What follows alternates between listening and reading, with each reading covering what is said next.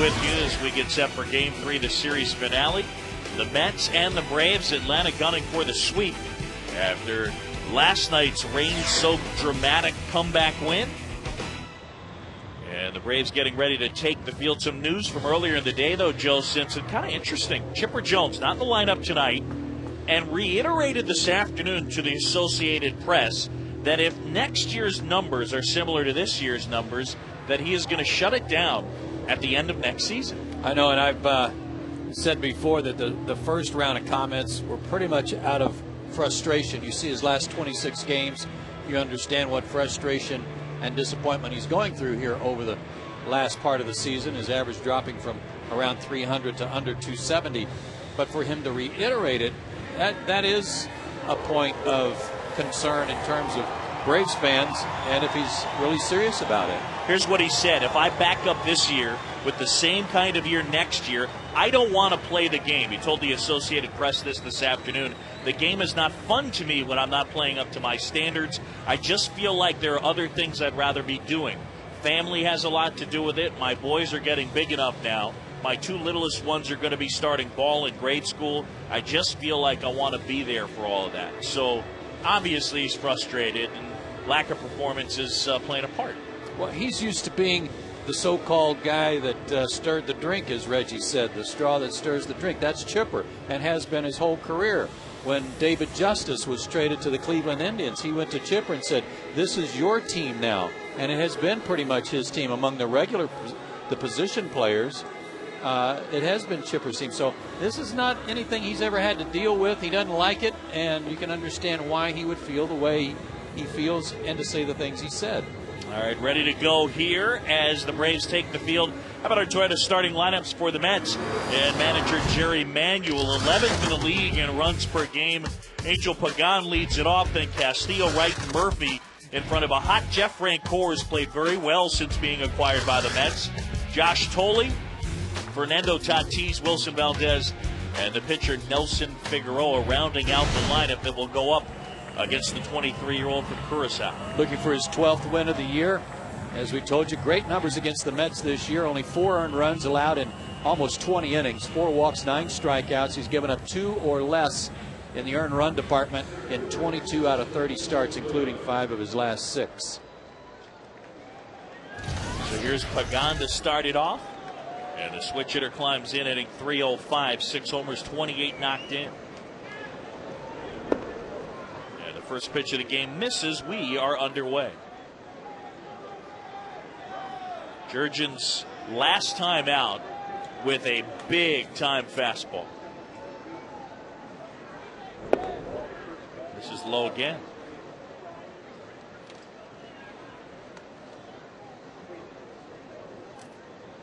Two-hour and 3-minute rain delay. 70 degrees here at game time.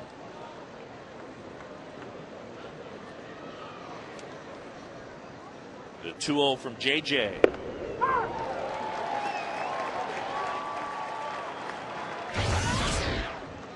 There are the numbers we mentioned on Pagan. Been playing a lot this year because of the injury to Carlos Beltran, who is back, but not playing tonight.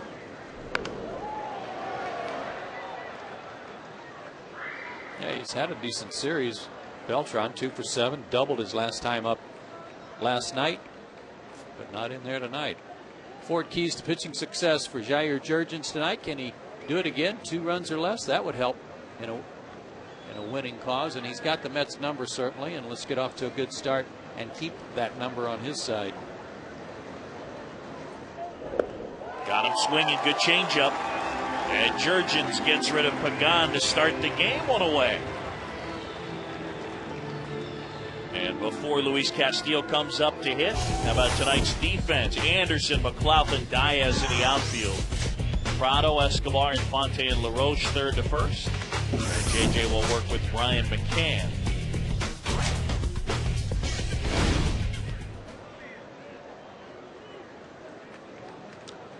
And now it's Luis Castillo. A switch hitter has had a very solid year for them. For all that's gone wrong for the Mets, you can make the argument he's one of the few things that's gone right this year. And dedicated himself to having a better year after falling off last year, both in numbers and not playing as many games as he should have. Worked hard to get back his strength and conditioning again. Always been good at getting on base, and especially so of late. Our Academy Sports and Outdoors leaderboard since July 1st, and he's 4th in the majors in that department, just under 430. Yes, he did. Went too far, strikeout, 2 away.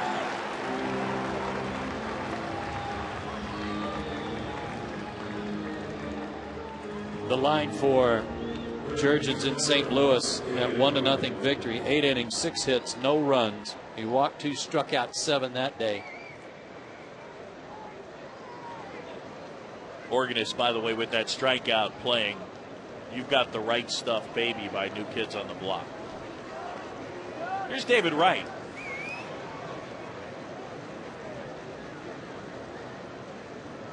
And the first one to the Met third baseman. Have noticed in this series, Booth, that David Wright is a little on his heels. Everything is a little bit inside out on his swing. A lot of foul balls off to the right side, which I guess is to be expected when you suffer such a severe beating as he did about 4 weeks ago.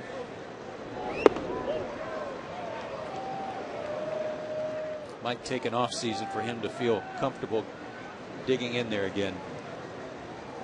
It's been a tough year overall. There are his numbers since coming back. And I mean, overall, he's hit well over 300.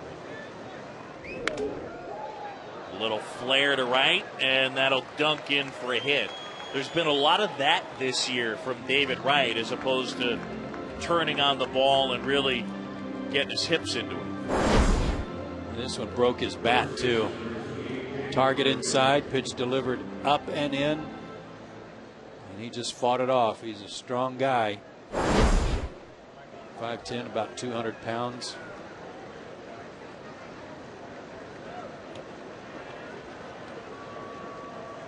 So the inning extended, and now it's Daniel Murphy at the plate. First baseman who made the big error last night that ended the game.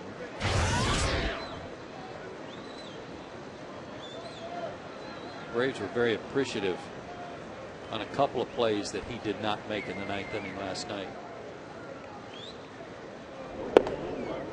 The double by Garrett Anderson when he was guarding the line and he didn't get a glove on it, and then the boot on the grounder by Church that allowed the winning run to score. And technically, Murphy is second baseman by trade. Runner goes, and that ground ball hits Jurgens, deflects to McCann, throws to first, not in time. Good hustle by Bryan. I don't know where that got JJ. I don't either.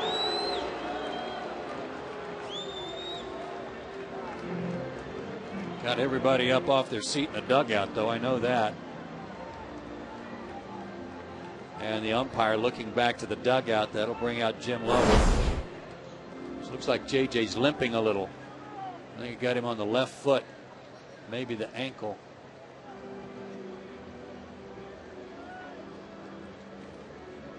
Yep. Great recovery by Brian McCann. Almost got him. It looked like he got Jurgens on the foot. So it looks like he is all right. Goes for a little walk. After striking out the first 2, he's given up a couple of hits. And now it's Jeff Francoeur. No score, just getting started. A rain delay of just a shade over 2 hours here at Turner Field. First pitch swinging a lot last night. Had hits in his first 3 at bats.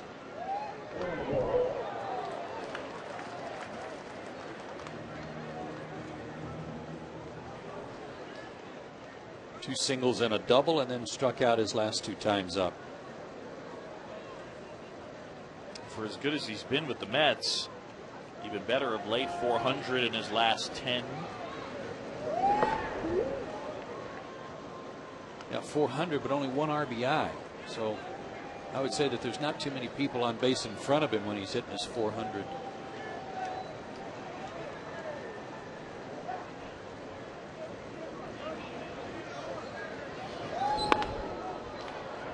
To short, Escobar goes over to Infante. That ends the inning. And Jurgens pitches around a couple of hits. The Braves will come up to bat. A 0-0 game.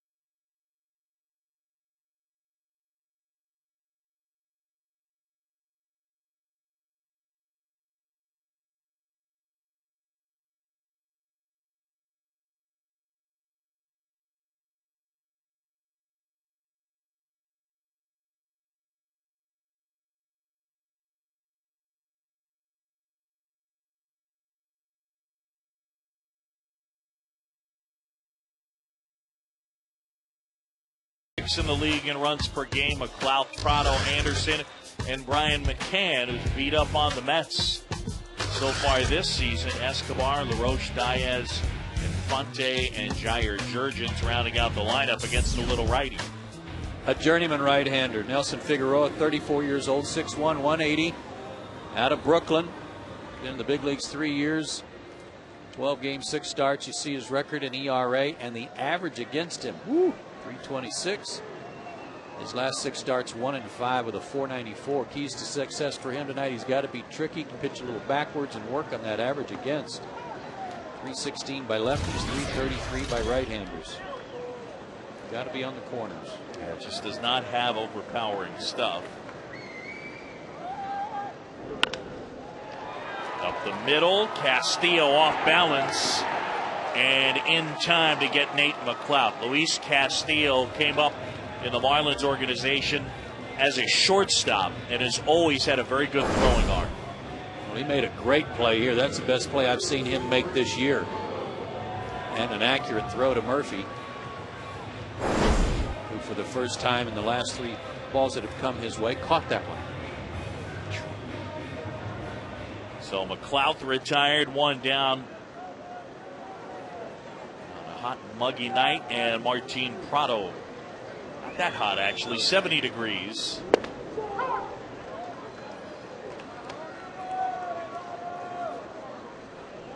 we had our fair share of the wet stuff. Martin had 3 hits in his first 3 at bats last night, 2 doubles. Snapped out of a little dry spell he had been in. Prado down on strikes. And with 2 away, let's take a look at the Mets defense. Tatis, Pagan, and Francoeur in the outfield. David Wright, Wilson Valdez, Castillo, Murphy, and Tolley will work with Figueroa. Figueroa has never lost to the Braves. He's 2-0 in 10 appearances against them. Hoping that works for him tonight. But he throws everything. Fastball, curveball, slider, change, 2-seamers, 4-seamers, cutters.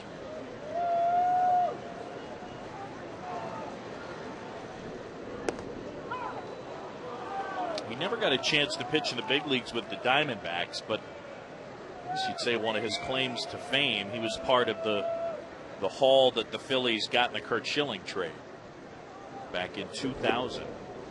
Phillies sent Kurt Schilling to the Diamondbacks. And Travis Lee, Vicente Padilla, and Omar Dahl came over from Arizona.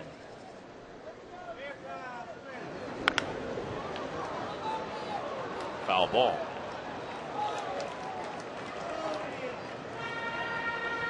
That seemed like a fair deal at the time. Because Travis Lee was pretty good hitting first baseman. Hey, you figure you got your everyday first baseman. And I think most people were pretty excited about the stuff potential of Vicente Padilla. Right. A line drive the other way and a base hit for Anderson. So Garrett with a 2-out knock. And a man aboard, and it extends the inning for Brian McCann.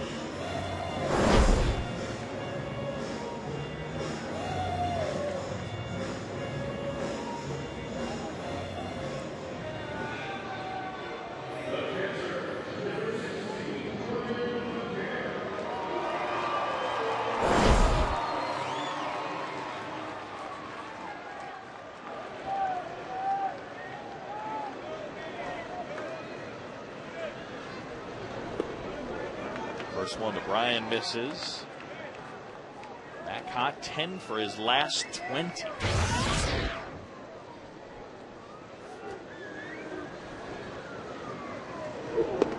If I told you that was the 27th hit to left field for Garrett Anderson, would you be a bit surprised? Too high or too low? Too high? Yes. 58 to right, 25, 26 to center. Yes, that would seem high to me. Me too. But that's the case. Interesting. Yeah, you think of, or I should say, I think of him as a pull hitter. Sure. A severe pull hitter, yeah, I guess. I certainly do.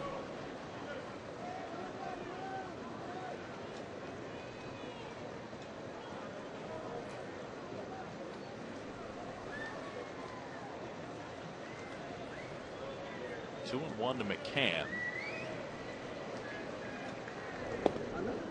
And that one off the glove of Tolley, but Anderson will hang on there at first.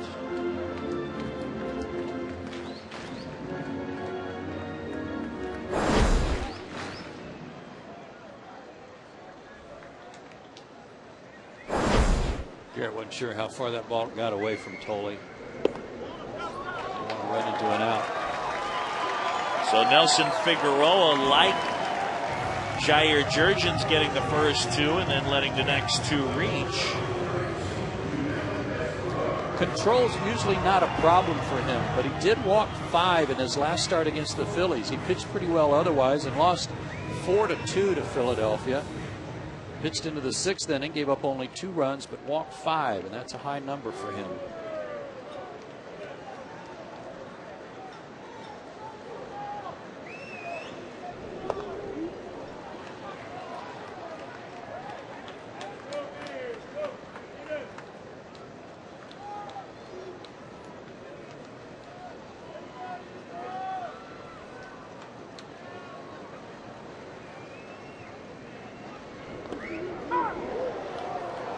Wide strike zone from Dan Iasonia.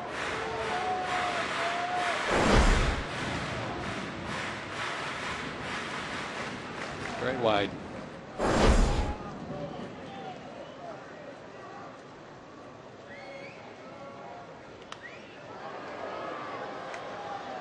.88 on that fastball, and that was pretty typical for Nelson Figueroa.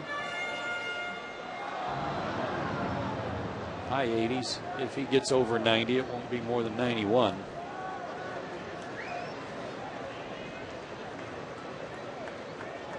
.89 is his best one so far. Escobar great in these spots. .388 with men in scoring position. And he taps that one foul. Rays trying to make it 7 in a row. Marlins are losing to the Reds 3-2 in the 7th.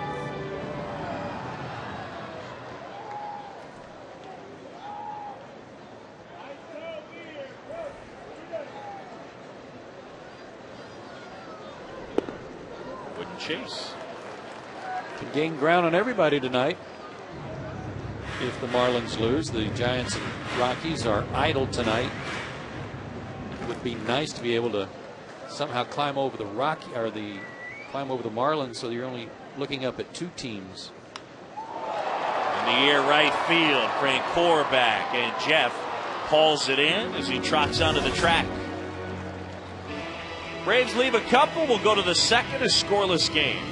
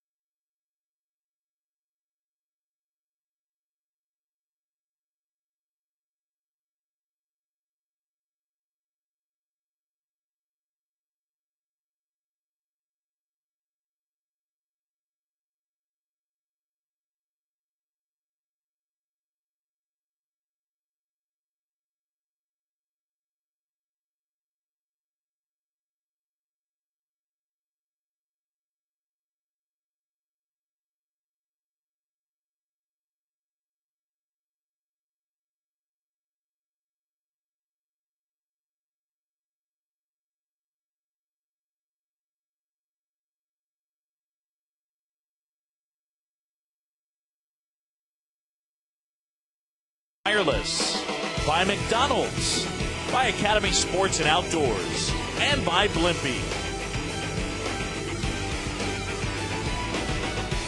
Back here at Turner Field, no score. We go to the second. John Shelby, Joe Simpson with you.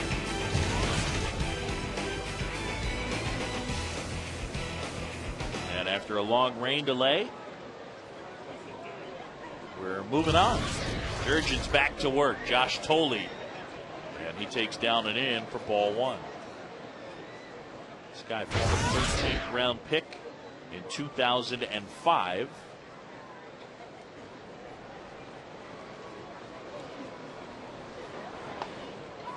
Had a good season at Double-A, hit .328. Doesn't hit for any power, drove in 46 runs at Binghamton. Chokes up, spreads out, makes contact.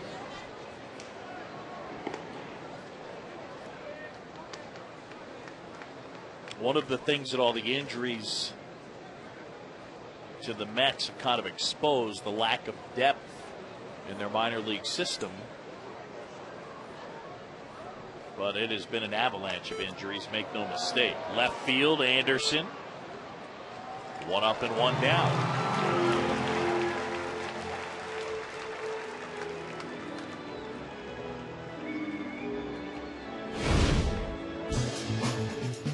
Unbelievable. Delgado, Reyes, Beltran, Wright, all missing time, but for Delgado, Reyes, and Beltran, significant time. Yeah, it's been ridiculous how long they've been out. Beltran's back now, but not playing tonight. And J.J. Putz, who they were hoping to combine with K-Rod, as they're into their bullpen, not able to pitch much this year either. What's the word on Santana? Is he going to have surgery, or is he going to be all right? Try to bypass surgery. No, I believe he's having or had surgery. We'll double check on that. The last game he pitched was against Atlanta in New York. Braves beat him.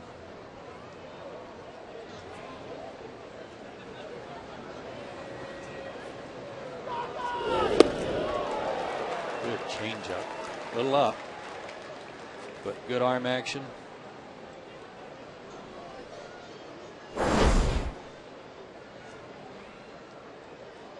to have had that down some, but you see Tatis so far out in front and hit his head off on the swing. Got him. Another strikeout for Jurgens, and there's 2 away. Couple of pitches in this sequence that Tatis didn't like, and he certainly didn't like that called third. But as you said, Boog, Dan Iassogna with a generous strike zone tonight. Nothing wrong with that, especially after a 2-hour rain delay. Go up there swinging, boys.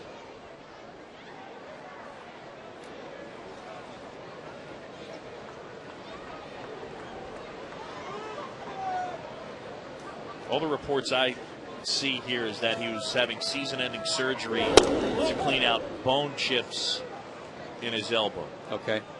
Some fraying, etc. I don't know that he has had that surgery yet. Like a 50,000-mile checkup. Right.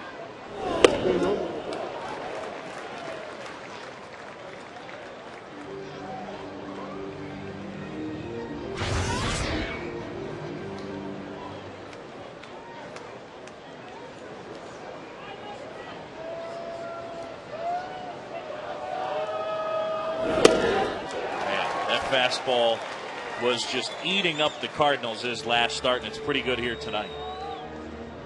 A lot of funny swings from the St. Louis team that last start. Valdez unable to catch up.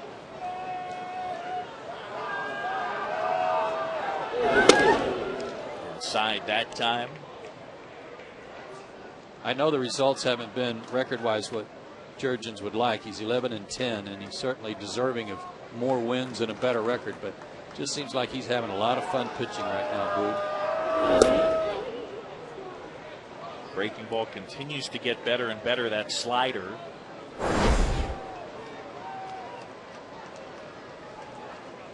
Able to stop his swing is Valdez, so he gets a full count pitch here. Up the middle, and that'll get through. So with 2 outs, he gives up the hit, and the pitcher will come up. We'll keep an eye on anything that gets hit to the outfield. If the outfielders from either side have to make any hard, long throws, because the grass has got to be just saturated. This field drains well, so there's no standing water except maybe a spot or two on the warning track. But that doesn't mean the grass is dried out. The ball's going to be wet.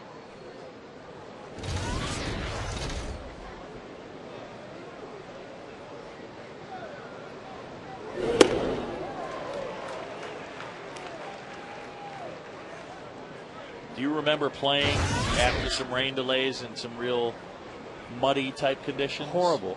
And because the fields didn't drain anywhere near like they do now, standing in water, you know, and your shoes and socks just completely soaked and never drying out the whole game, just running around and squishing all night.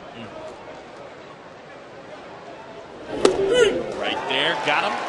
And that's the inning. Jurgens struck out 4, and the Mets leave a man.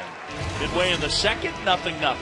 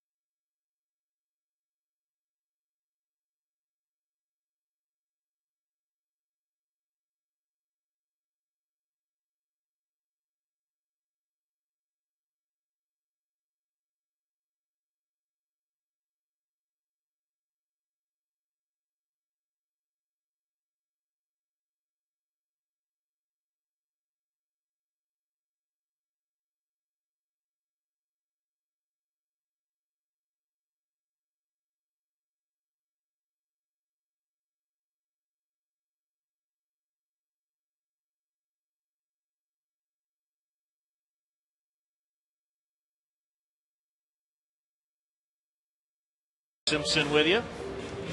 And a reminder, join us again on Sunday. Braves take on the Phillies here at Turner Field. Braves Live begins at 1. The game at 1:30 at Sunday Braves on Fox Sports South. Our AirTran schedule tomorrow, Hap and Hudson on Peachtree TV. And then on Saturday, Pedro and Javi. And Sunday, Cliff Lee and Tommy Hanson. Great pitching matchup for Sunday Braves. Big roll back to work. And he deals outside to LaRoche, so you and Chip will have the next two. Chip and I will have Friday, and Ron Gant and I will have Saturday.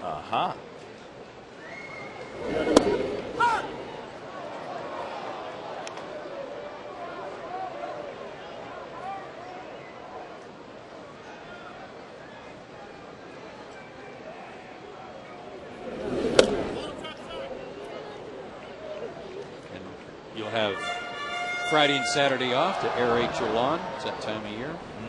Overseed. Right. High in the air left field for Tatis. 1 up and 1 down.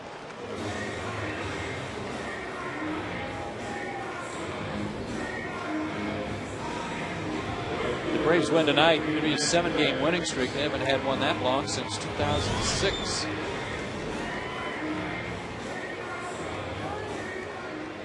Didn't have one that long in 07, huh?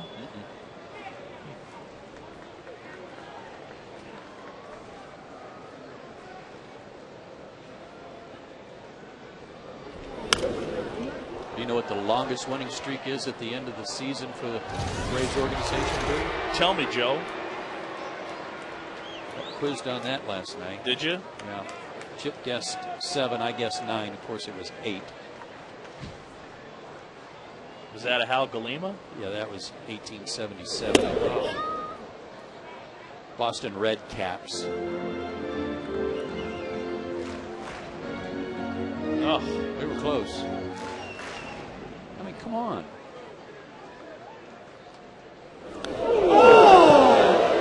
And Matty Diaz hit again. I think he's getting tired of it, too. Is that 13? After 13, I'd be getting tired of it. Where did that hit him? Did that hit his hand? Shoulder. Up around the neck and head, though. That's scary.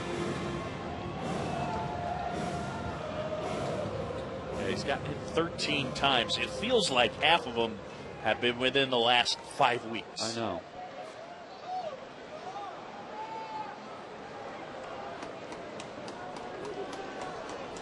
And he's now tied for second in the National League with Jason Kendall. It's good company. Jason Kendall is a magnet. Or maybe not good company. Bad company.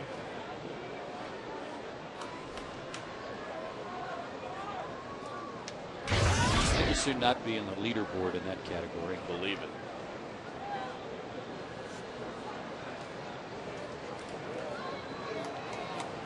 Diaz on the move, off the glove of Tolley and back to the backstop.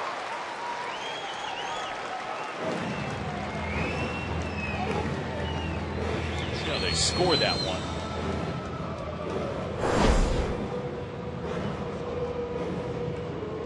Going on the pitch, and I think you got to give him stolen base, don't you? I mean, it'd be like the catcher bobbling it, taking it out of his glove. That would be Matt's 10th, double figures. Baker, what was that sign again?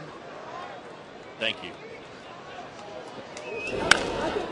Infante hits that one in the air down the right field line. Francoeur over there.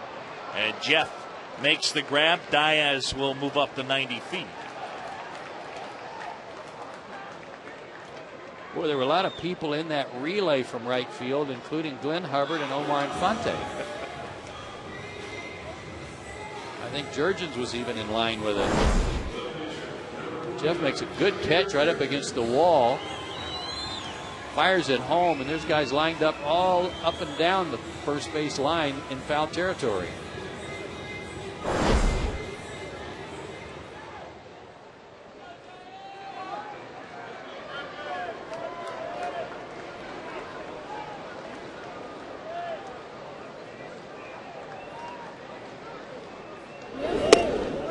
There's a pitch in for a strike to Jurgens. Check it out. Okay, there's Murphy, Hubbard, Jurgens. All right, it was Infante who was over there, and then the catcher. Infante was heading back to the dugout. On a bounce, collected by Valdez. Jurgens retired. Braves leave a man. End of 2 here at Turner Field. Nothing.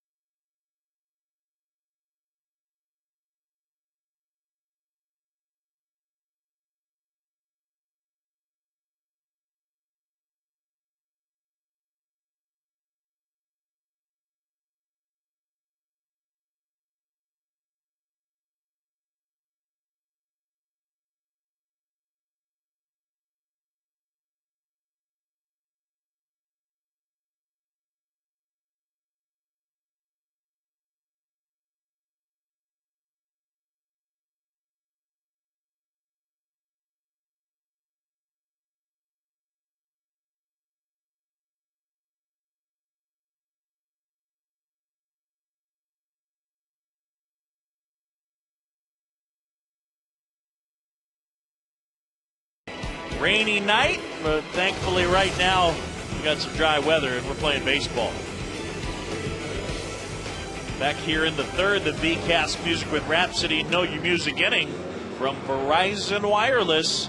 One member of the Braves traveling staff enjoys listening to all his favorite Jesse James songs right in his wireless phone. Stick around, we'll tell you bottom of the third. Jesse's going to be in concert here in his homestand. That's what I thought. I think that's right. I'll have to double check. It might be this weekend, but it's the next homestand. Now she's country. This is what they're telling me. Yes. Georgia's own pop diva, Jesse James. Fresh off her hit single Wanted, will perform a free post-game concert, Turner Field, Friday, October 2nd, following the Braves and the Nats. Part of Fan Appreciation Weekend. For tickets, Braves.com/Jesse James. There you go.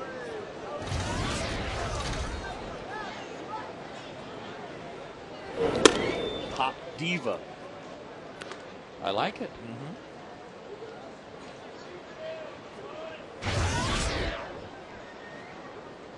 Do you know that song, Wanted? No, but I'll stick around to check it out. Yeah. Look it up. 2-0 to Angel Pagano, struck out swinging his first time. Prado just in on the cut of the grass over there at third. Everyone else backed up. Center field, McLeod back some more. And one up and one down.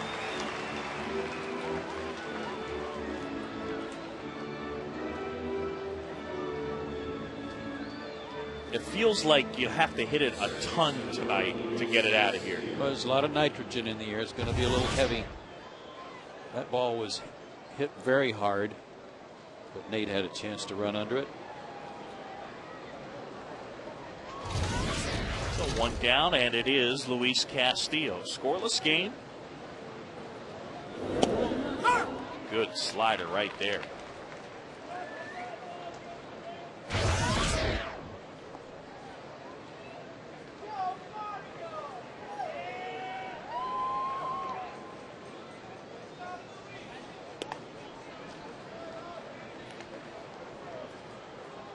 Turgeon's making his 31st start of the year.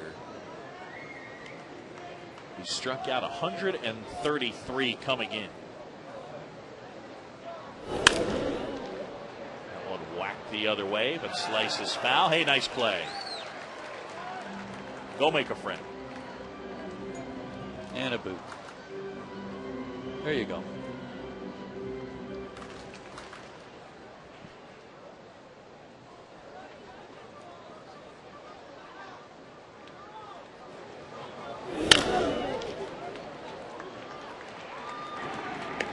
Two up and two down. Yeah, our producer Joe Mencius just said about that little fella that got the ball. Hold on to it. Yeah. That great highlight of that little girl in Philadelphia. It's been played over and over again, and it's still pretty adorable. I mean, he gets the ball, gives it to her. She throws it back down to the lower deck, and then she just goes and hugs him. Yeah. It's about all Dad can do. Oh, that was a moment. It was priceless.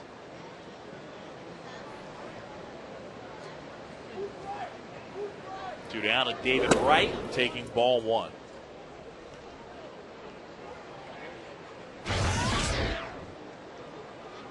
He's had some success against JJ, now 6 for 15.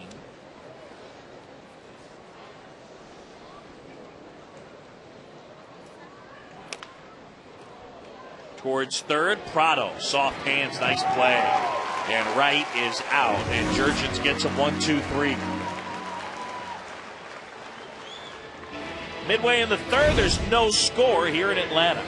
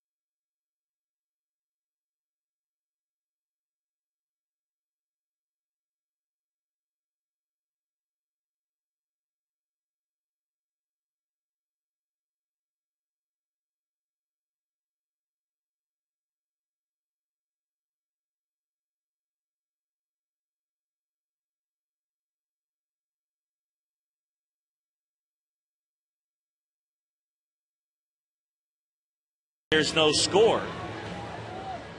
And welcome back, VCast Music with Rhapsody. Know your music getting from Verizon Wireless. We asked you earlier who listens to Jesse James on his wireless phone.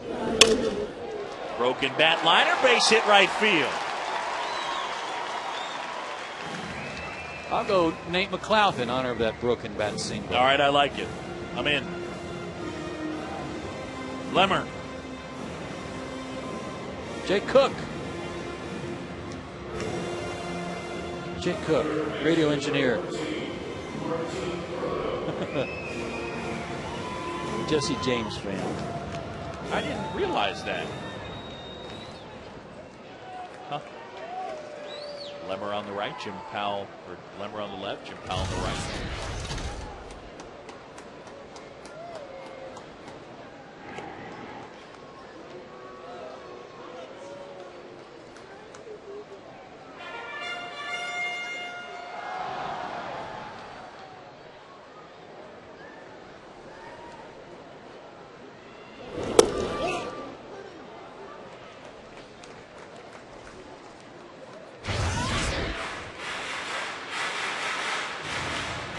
Proud of these hardy souls that weathered another 2-hour rain delay.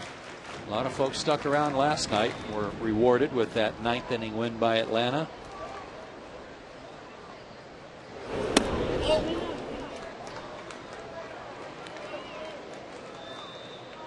I'd say about 95% of them came prepared tonight, though. They had their ponchos and umbrellas and whatever else they could bring with them from home.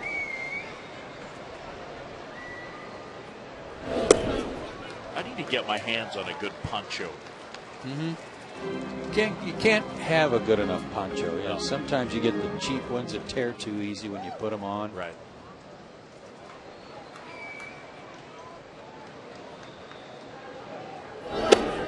Kind of an industrial poncho. Yeah. I don't know if I really like the clear ones, though. Somebody has abandoned that poncho. I think that speaks loudly for. It does, yeah. See, now that's a cool one. Yeah.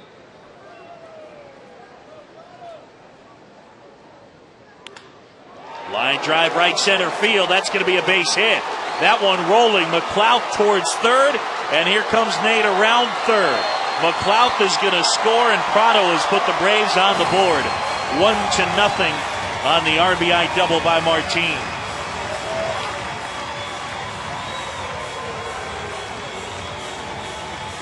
Three doubles in 2 nights for Martin. Very patient at bat.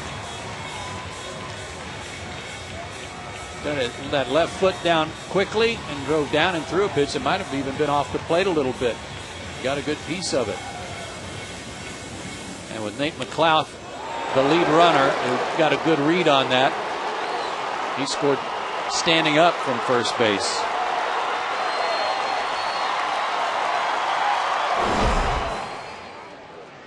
So Prado with a big hit. And the Braves on top. There's a strike to Garrett Anderson. I know when Martin Prado has struggled, and it's been a little bit of a chore since coming back from the exertional headaches, but when he has struggled, he usually says it's because he's pulling the ball too much, or at least trying to. Bouncer to the right side. Anderson moves him up 90 feet. Good at bat. Braves offense doing a lot of good things right now, Boog. I know they had to rally last night to win that one, but they did what they had to do. And it just goes to what we've been saying pretty much all year long. If the offense will do their part, the pitching will hold the other team down. And the Braves during this 6-game winning streak averaging over 6 runs a game. Garrett feeling the love in the dugout. Infield in for the Mets. McCann. In the air center field, and this will be deep enough.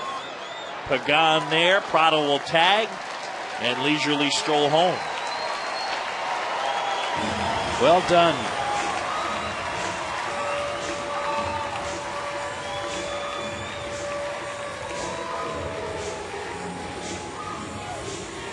'81st RBI for Brian McCann.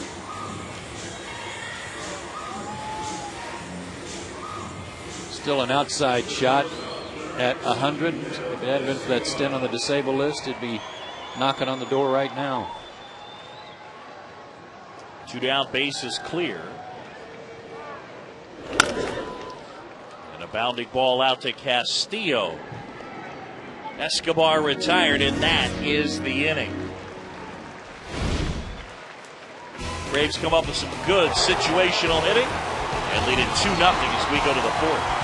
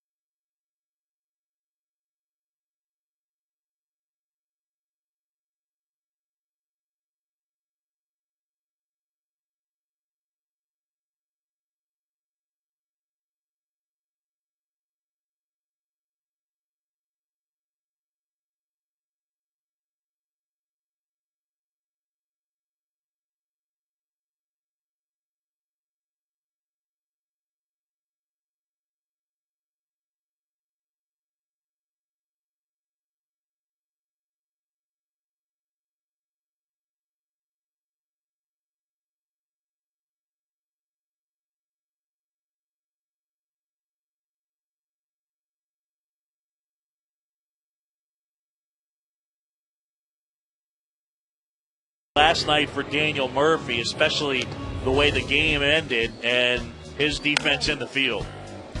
He said he thought that ball was foul, but even if it's foul, you still got to try to knock it down or glove it just in case the umpire misses it, which he didn't. It was a fair ball. And Rodriguez very upset with what happened at first base last night. Geico quote of the day, I don't know how that ball got through. Regardless of whether it was a foul ball or not, that ball cannot go through. You've got to stop it some way. After that, everything pretty much fell apart. Liner to left. Anderson was playing towards the line, but it's over his head. And Murphy's got a double.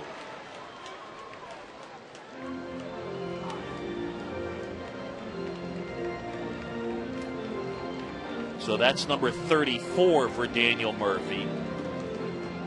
And immediately a man in scoring position.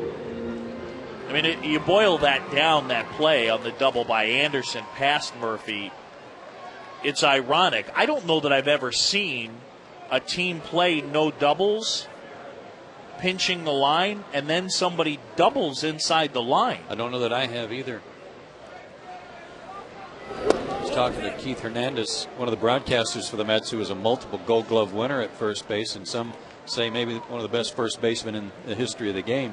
He said, do you think there's ever been a ball hit down the line when I was guarding the line that I didn't still catch, even if I knew it was foul? Because you're never sure how the ball is going to be called. You can't assume that it's going to be called a foul. Keith and Ron Darling there. 11 consecutive Gold Gloves from 78 to 88, and has the most Gold Gloves ever for first baseman. I'd say that kind of sums it up.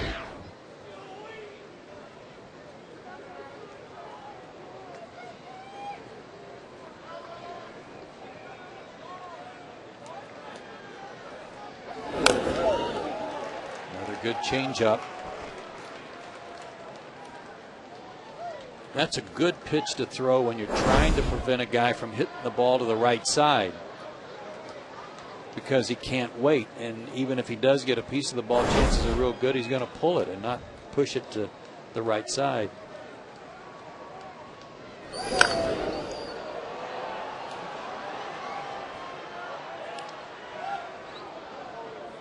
Two and two now on Frank Core, wrapped into a fielder's choice to end inning number one. Braves lead 2-0. We're in the fourth.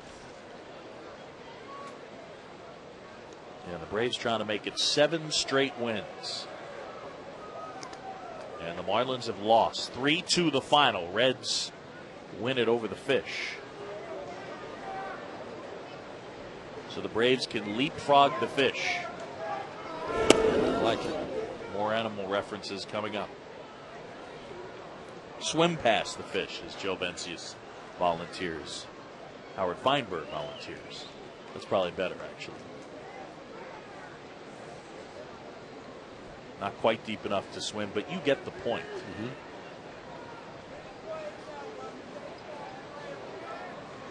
Murphy at second. Payoff pitch. That was a changeup. And he's made a couple of mistakes with the changeup, but gotten away with it so far. One with to Tatis that he swung and missed at his first time up, and this one to Jeff. That was up and in a little bit, and Jeff would like to have that back. That's hit well right field. Diaz back, and Matt has it go off his glove. Quickly fires it in. Murphy had to hold up to see if it was going to get caught. And Diaz couldn't make the play. And they're going to score it in E9. I don't know if he lost track of where he was relative to the fence. All I know is Frank Core hit this ball hard. Never took his eye off of it and hit off the thumb. Jair was hoping, at least, at the very least, for an out there.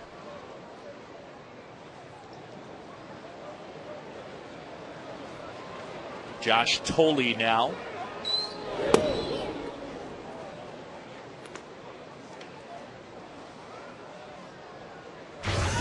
He's had to work a little bit.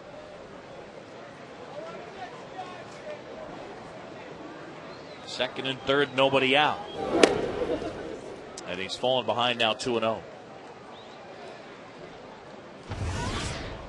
Gave up a couple of hits early to the Cardinals and then didn't give up another hit until the 5th inning.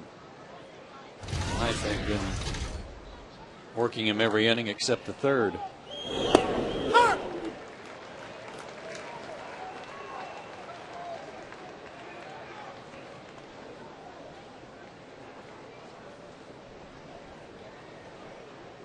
Told he's the only guy in the lineup that had not faced Jair prior to tonight. Off the plate, Jurgens gloves and throws the runner out at first. And Murphy and Francoeur have to stay put. Francoeur and Escobar, I think, ran into each other. Escobar was running in to make the play in case it got past Jurgens. Here you see it. When Jeff started back to the bag, he collided with Escobar. And the fielder always has the right of way if he's going to the baseball.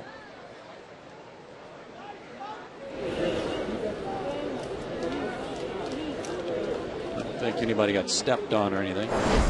Escobar able to spin out of the way. Now it's Tatis. Right in on his thumbs.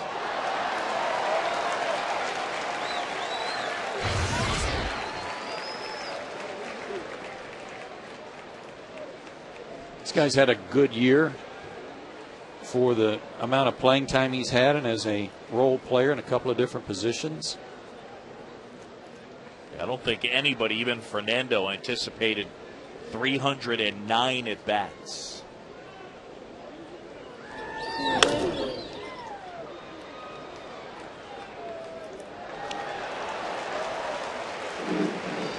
Here in the 4th with 1 out. Aflac trivia question time. Here we go. Carlos Beltran, one of 2 players to record 250 or more homers, 250 or more stolen bases this decade. Who's the? I mean, we had this question already. Yes, like 3 days ago.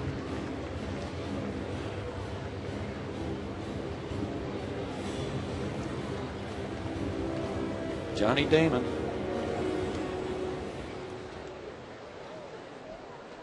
I think it's Mark Burley.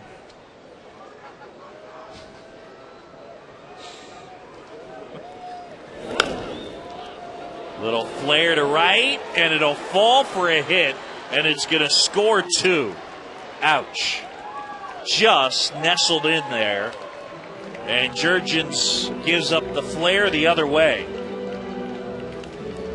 And the error hurts, and that's what Matt Diaz is thinking about, because that run is unearned. Fernando Tatis has always been a run producer his whole career. Fights off another one. It's the Ric Flair to right. But he's interesting in that with less than 2 outs, he's hitting .351 with men in scoring position. With 2 outs, he's hitting .095, 4 for 42. Interesting split there for him when he's got guys at second or third.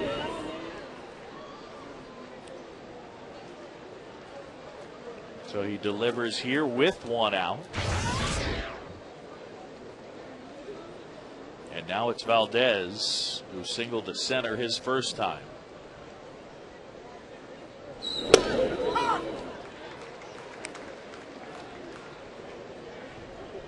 This is one of those half innings, though, that you hope your team can go out and shut down the other team. You just took the lead, have the momentum, get a 1-2-3 inning, and get back in there and start swinging again. Didn't happen.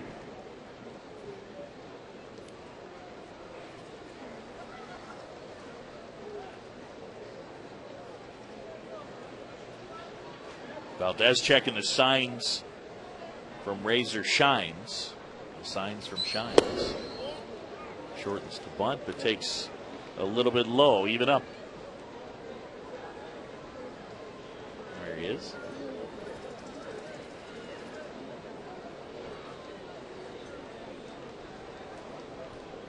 Interesting that Valdez showed bunt there with only one out and the pitcher on deck. Line drive, that's laced into right center. Diaz over to pick it up. Tatis to third. And that's why, with the pitcher coming up next, why bunt the runner up if you might find a gap, and in this case make it first and third.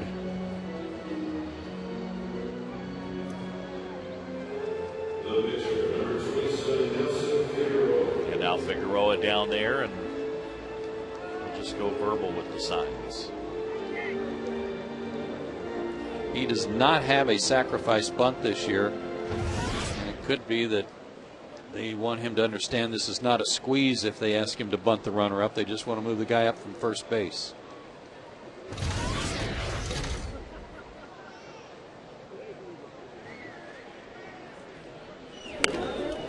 Gets it down. Jurgens goes over to first. And now two in scoring position.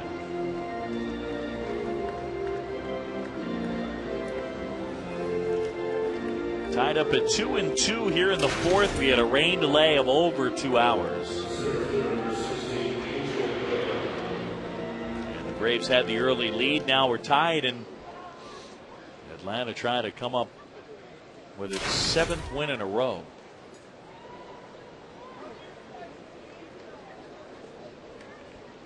How about that lady's scorebook? Looks neater than mine. For certain, neater than mine.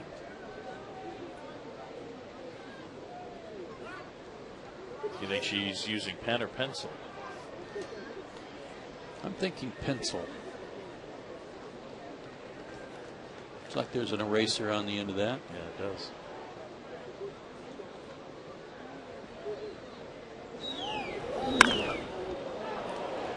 That one whacked high in the air right field for Diaz. Matt puts the squeeze on that one, and that's the inning. But a tough inning for JJ as Diaz makes the error.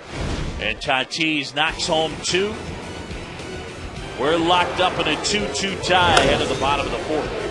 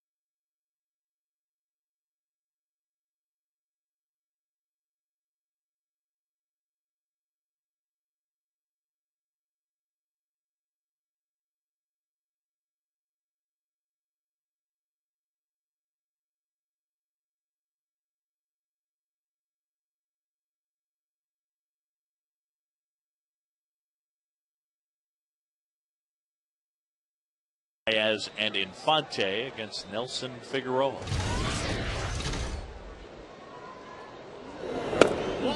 And ball one to the Braves' first baseman. Cole Hamels pitched another good game tonight. Beat Washington 4-2. Looks like he's kind of rounding into shape a little bit just when they need him most.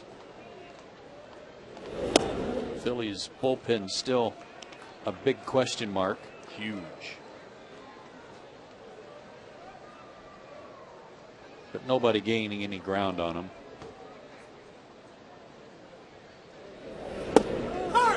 pitch, little breaking ball there. Slider finds the mark.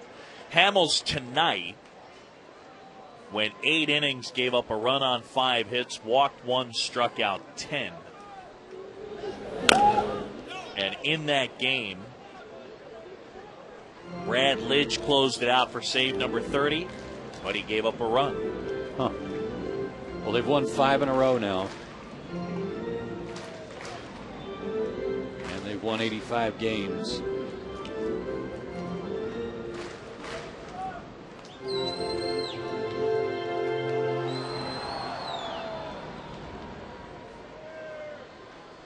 LaRoche taking a little time after fouling that ball off his foot.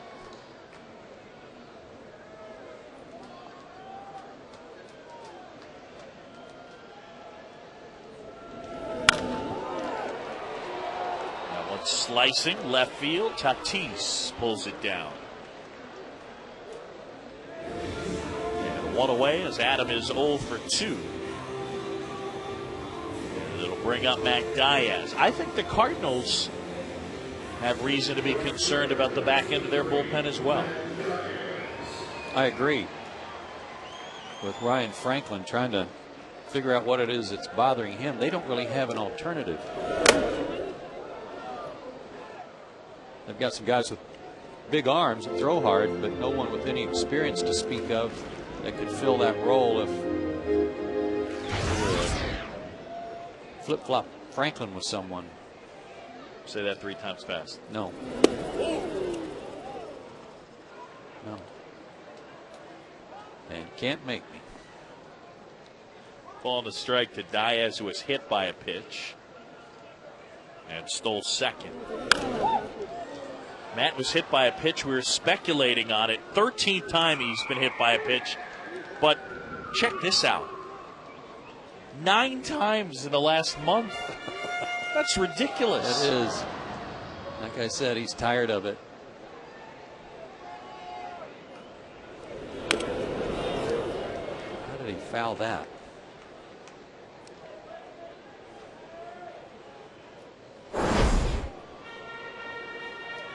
Oh, my goodness. Off the plate. And then it got a piece of the bare hand of Tolley.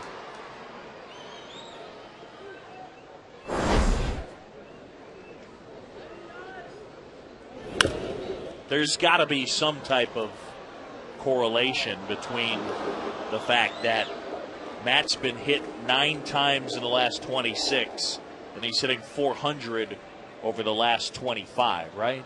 I mean, they're trying to go inside on him. Trying to tie him up. It's not working.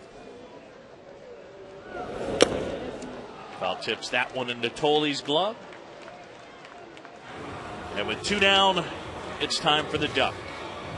Aflac! The Johnny Damon Aflac trivia question. Carlos Beltran, one of 2 players to record 250 or more homers, 250 or more stolen bases this decade. Who's the other? I don't think we're right about Johnny Damon. No, I don't either. Bobby Abreu?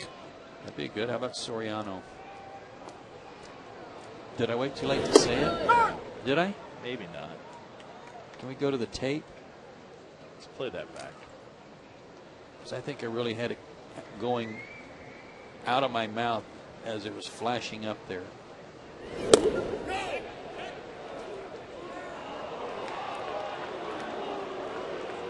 Larry Vanover on the call says that Infante will.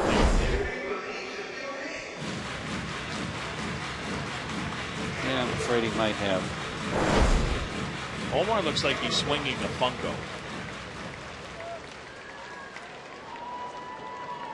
Yeah, it's long and slender. Good inning for Figueroa. Big time. Nelson Figueroa gets him 1, 2, 3, including a pair of strikeouts. End of 4, tied at 2.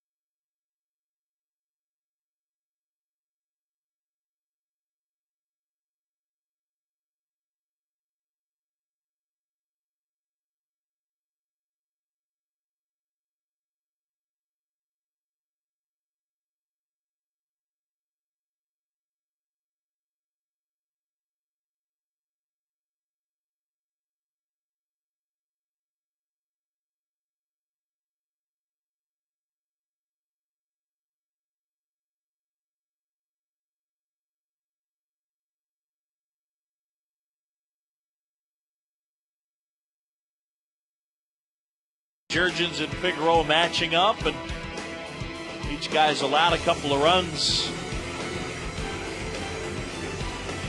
Had over 2 hours of a rain delay, and that's why that man is wearing a giant poncho.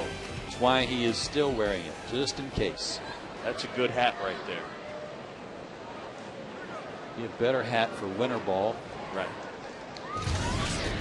Luis Castillo.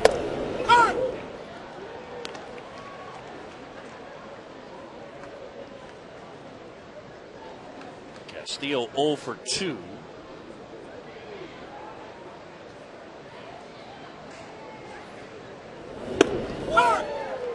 Mets have when this rain delay was going on, we were trying to figure out what would happen if the game were called, and the Braves and Mets have a common off day on the 24th of September. And looking at the Mets schedule the rest of the year. Oh, nice play, Martin. Nice crossover to get to that. Nice catch. Our Wendy's way better play. Sharply hit. Quick dive, good catch. Beauty. Our Wendy's way better play. Great look right there. The Mets have an off day on October 1st. They're on a road trip. They come home, have an off day, and then finish the season at home with Houston. October 1st. John Sherholtz said it was in honor of his birthday.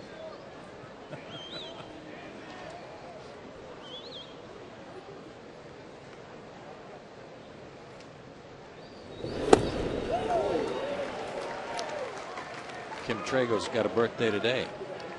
Not much left on it though, Kim, so you better celebrate hard. Happy birthday.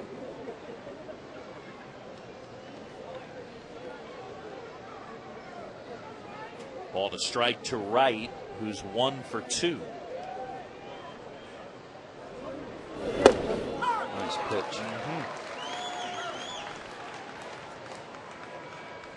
Just 23 years old in his second full season in the majors.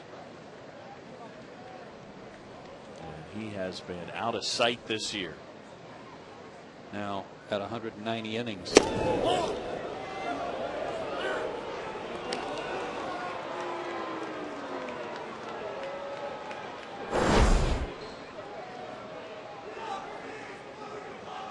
Strong enough to stop that one. Man, is he strong. Got those Popeye forearms.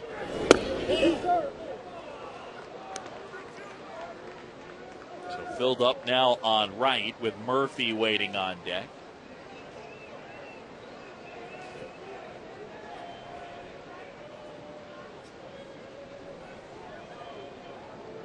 And he lost him. A 1-out walk.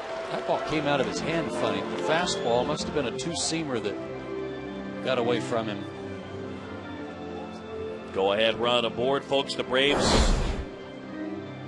But we'll get to that in just a moment. Another look. He's got his fingers very close together on it. Was trying to make it run, and it did. But boy, it moved too much.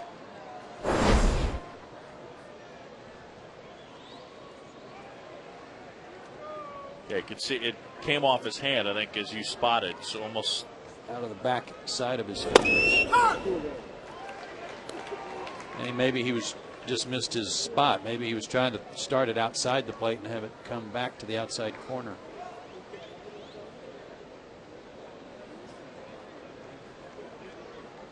Murphy at 261, 9 homers, 55 knocked in, 2 hits tonight.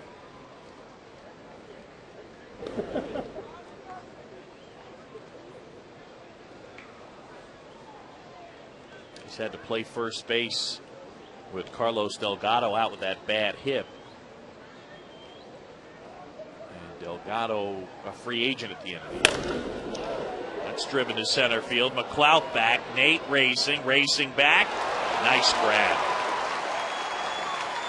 And Wright will make it back to first. He was all the way around second.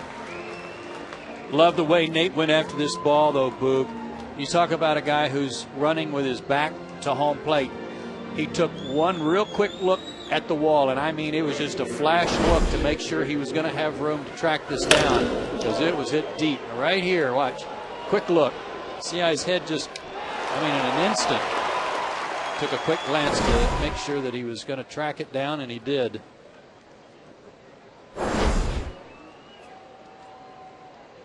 Nice play.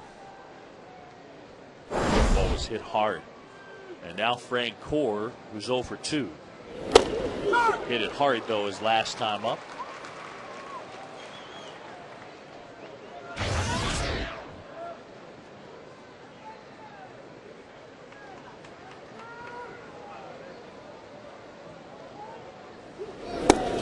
Runner going, throw to second, tails away, gets into center field, but Wright will stay put. That's his 25th stolen base of the year.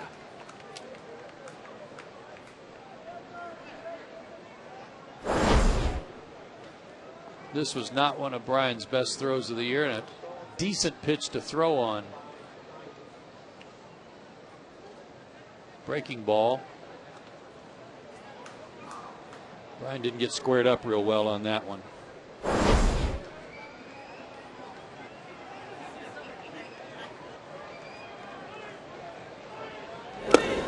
Got him swinging. Jurgens fans McCann. Or I beg your pardon, fans Frank Core. And the Mets leave him.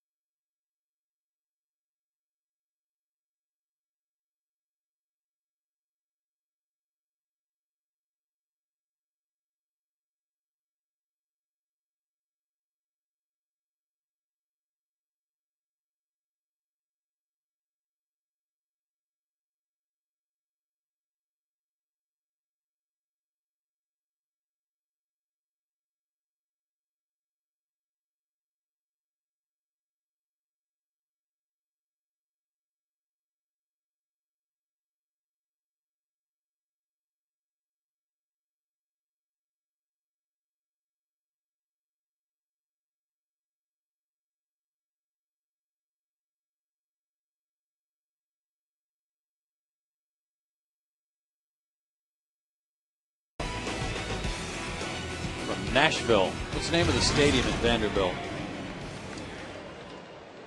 Do we know? Vandy Park.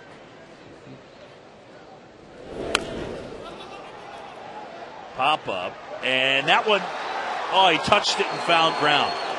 Dan Iasonia says he touched it and found ground. So that'll mean it's a foul ball. It's a tough call for him because he got screened by the catcher. It's his call. Until it gets to first base. A lot of dancing going on in the Mets bullpen. They're happy about it. Let's see here. Fair. Oh boy, that's a hard one. And with Iasonia on the home plate side of this, he's trying to look around the catcher. I think he got it right. I think so.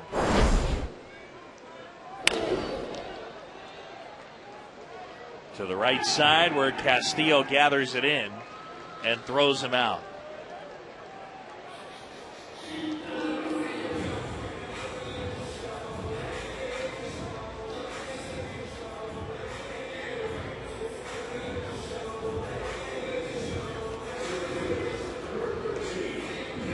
So one away. And here's Nate McLouth.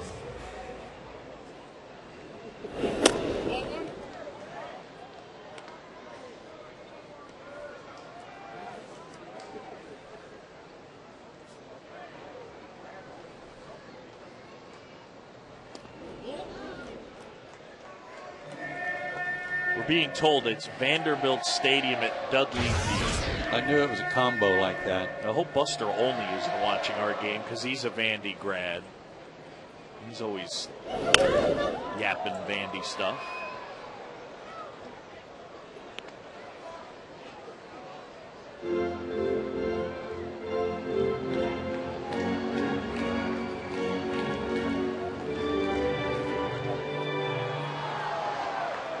Two balls and a strike to Nate McLouth.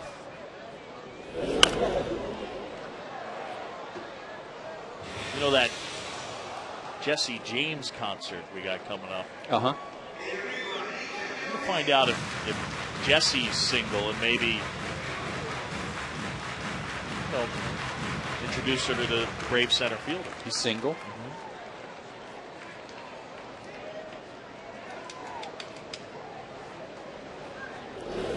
Maybe make a love connection, Chuck Woolery. Yeah, have his people contact her people. Can we be Nate's people? You know what? Actually, I think we just were. I think we were. That's what you got to do, right? Mm-hmm. Get your people to call their people. He's had a good night, couple of hits, and a great catch out there in center field. Braves still only have 4 hits against Figueroa, though. I mean, he can be very frustrating. His stuff's not great, but it's good enough to just drive you crazy. And he continues to pitch well against Atlanta. 2-0 in his career in 10 games. And he's pitched well on the road for the Mets, an ERA of 1.89 on the road.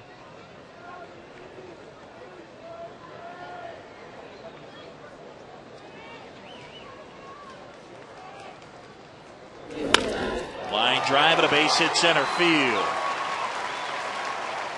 So with one out, back-to-back hits.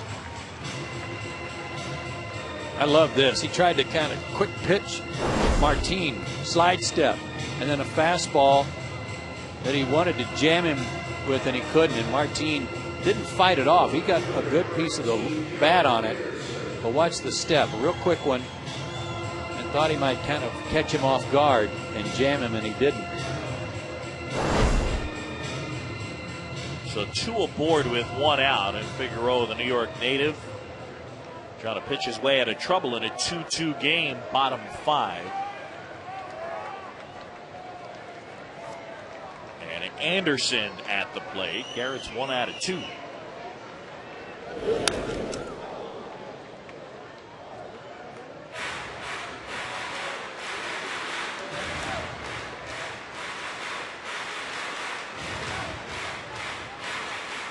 Figueroa grew up in Brooklyn, went to Lincoln High School.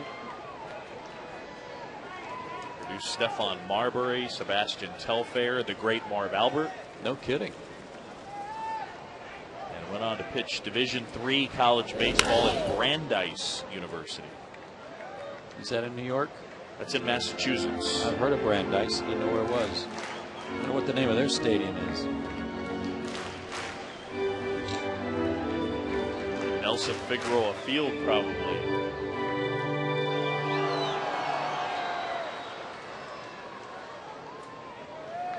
McLouth at second, Prado at first. The 0-2 to Anderson. Got him swinging. That looked like the type of swing where he was guessing. Wouldn't be surprised. Fastball that ran up and away. Of course, he loves fastballs. But this one was up and couldn't go out around that one. I've seen him do that before this year. Too far to reach for that one. So now it's up to Brian McCann. And Max already knocked in a run tonight. one high in the air, right field. Francoeur back some more, at the wall, out of here! Just got over the wall, and Brian McCann, a towering 3-run homer. Mack is knocked in 4. And the Braves on top here, 5-2.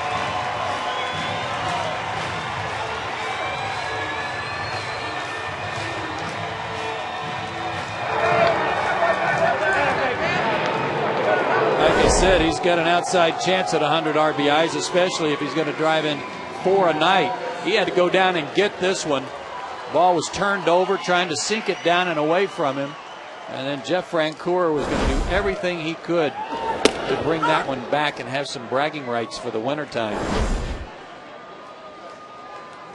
Got to the wall, made a good leap, but couldn't reach it.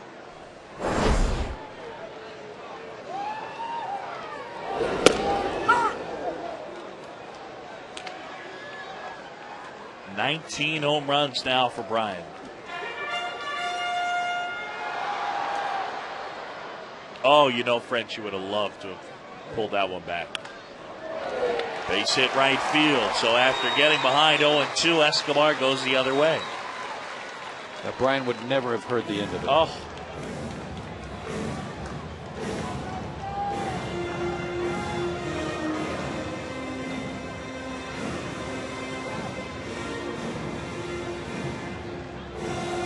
In the season series between these two teams, Braves are up 9-5, but they've really out-hit the Mets big time.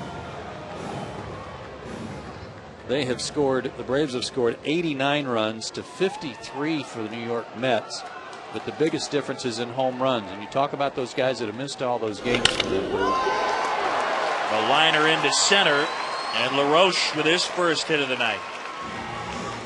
Beltran, Delgado specifically in the home run department.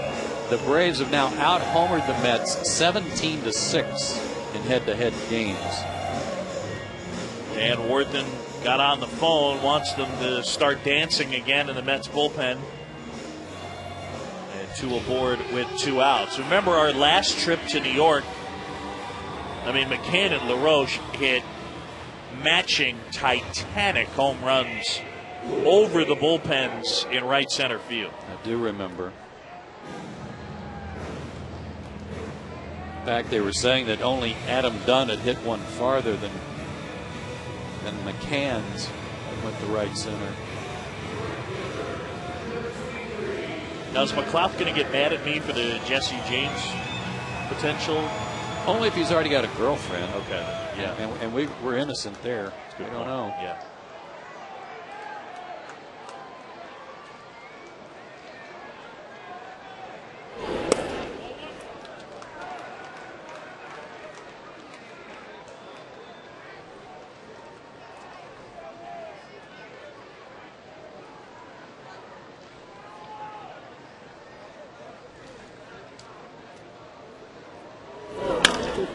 Up the middle, base hit. Escobar around third. He'll come in to score, and it's 6-2. About a minute and a half ago, McCann had hit a home run, and Yunel Escobar was in an 0-2 hole. Bang, bang in an 0-2 hole.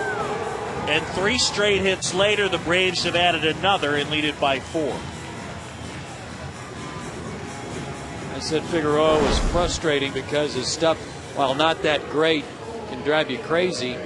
All of a sudden, they're driving him crazy.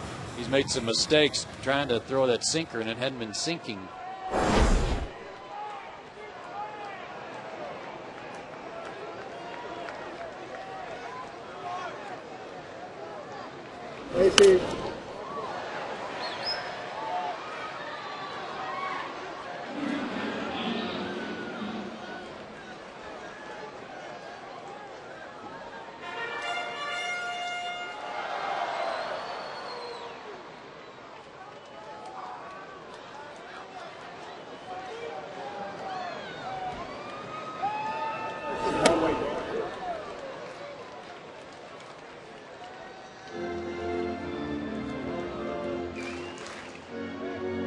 bat. It's a red bat. Nobody swings like a white handle red bat. It looks like a fungo, doesn't it?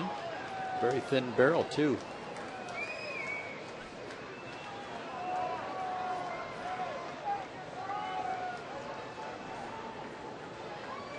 A ball and a strike with 2 down. And that one foul tipped into the glove of Tolley. Dave Baker looked it up for us. Brandeis University's baseball field is called Stein Diamond. Okay. Note here that's no relation to Glenn Diamond, which is good to know. Right.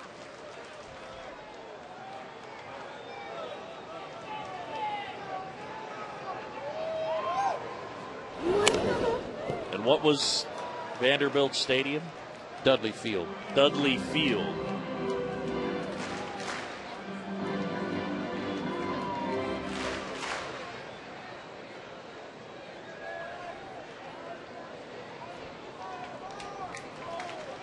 The conversation right now that's taking place in my headset, I don't even have enough time to get into it. But I'll try and squeeze it in. Oh, high in the air, left field. Tatis is under it. And lucky for all of you, I don't have time to tell you what Joe Vencius just said to me. Brian McCann gets all over one and unties this thing. McCann is 19. Braves add another, and it's 6-2.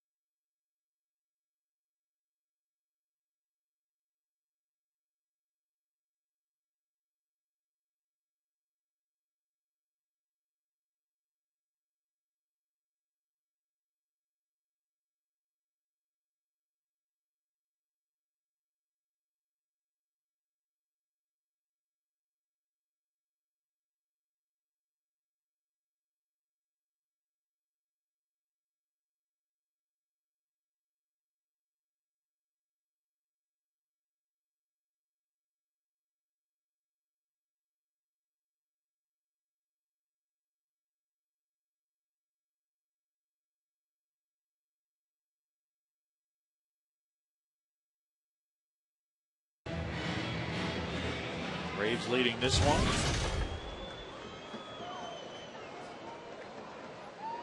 Had a rain delay of a little over 2 hours, and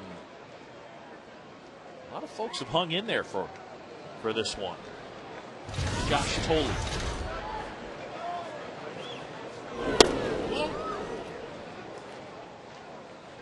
Let's see if Jurgens come up with a shutdown inning. Needs one. He's only had one 1-2-3 inning tonight.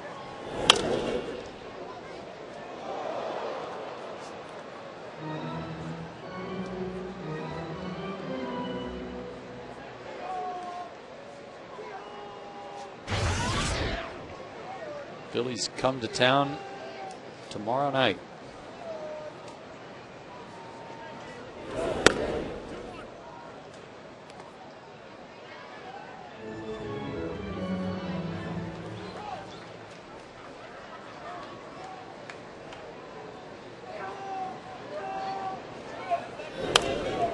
Pitch, and Tolley hangs in 2-2. Little breathing room for Jurgens now. Doesn't have to be quite so fine. Pitch to contact, which he's so good at. Let his defense help him.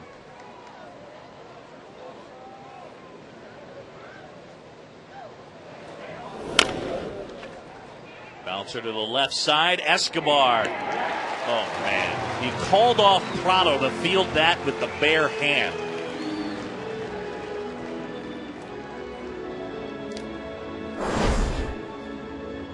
There are a lot of scouts at your games in September. Some that are doing some advanced work, for example, for the Phillies that are coming to town. Others that are seeing teams for the first time if they've been covering that team's minor league affiliates during the winter or during the summer. But to a man, everybody you talk to that has seen the Braves big league club play the second half has talked about the improvement of Yunel Escobar in all facets, but especially his defense. Yeah, he's been great. One error since June 30th, and no errors in his last 37. Sort of Cabot Woodstained legendary performance. And Yunel Escobar, the numbers absolutely back it up. No errors in his last 37 and one in his last 61.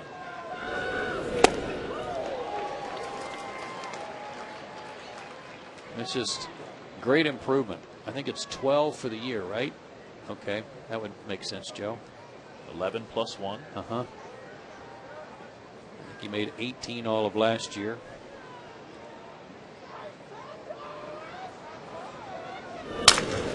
Broken back towards the hole. Long throw.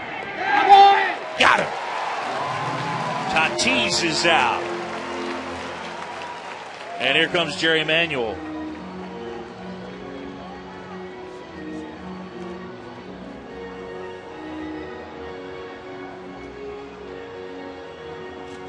Luis Alicea. And we'll take another look. Quick release by Yunel. A one hopper to LaRoche. Hard to tell there, but it looked like the ball beat him. Yep. And you think? Yes. Oh, this will be a beauty right here. This is it. Got him. Good call, Larry Vanover. Bang, bang play. Got it right.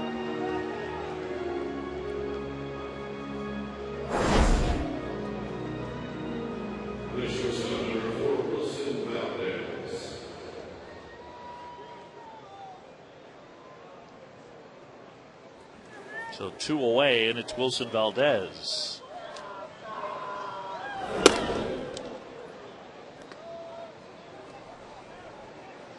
Mets have Elmer Descends in their bullpen warming up.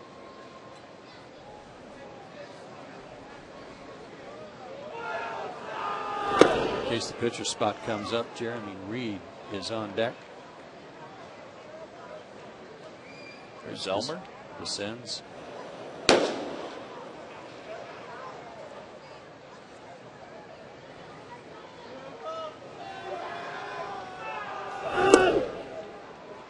Which game was it back in New York where Wilson Valdez didn't start but came into the game to play shortstop and then played left and then played shortstop and then played left and then shortstop? Remember that? I do. And Anderson Hernandez was moved all over the place. Jurgens walks him.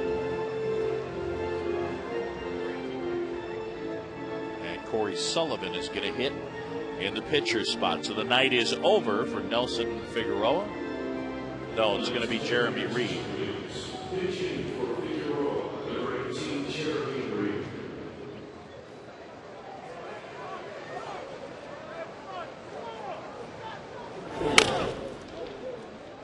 And this one bounced to the right side. Infante handles it. And one pitch. Reed is retired. Midway in the 6th, and the Braves enjoying a 6-2 lead.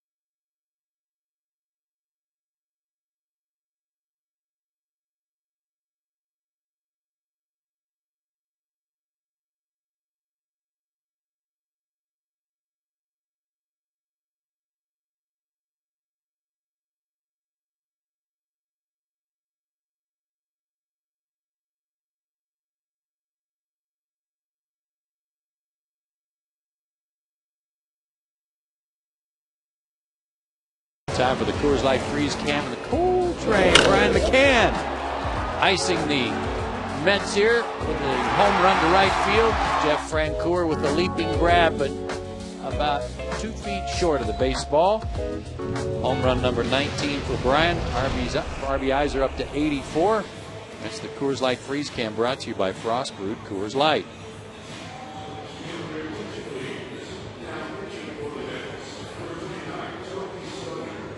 Brian McCann with the big hit in the game. Toby Stoner will take over. The right-hander on for the third time.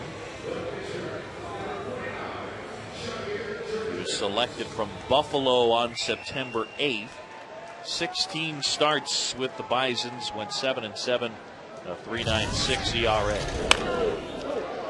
And here's Jurgens. That one down the right field line. Fair ball. Into the corner. JJ to second. He'll stop there.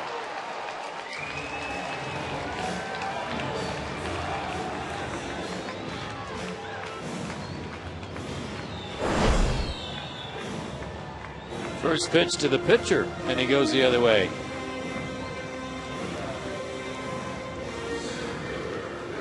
Slices it away from Jeff Francoeur. Plenty of room.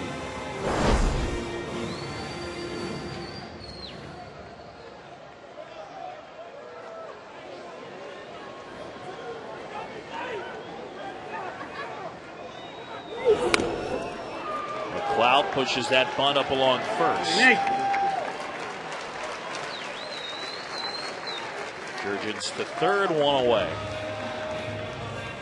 Folks, the Braves are now accepting deposits for new season ticket accounts for the 2010 season. You get the first chance at the best available seat locations by placing your deposit today.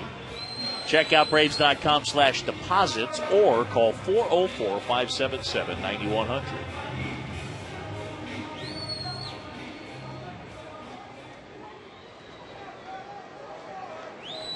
Everybody enjoying a conversation there with Nate McLeod after getting the bunt down.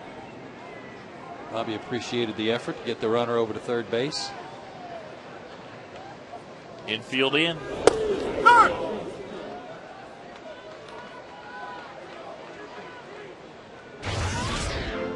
Prado's had a good night last night. Little rally going on for him, and that's good. He had been 3 for his last 25.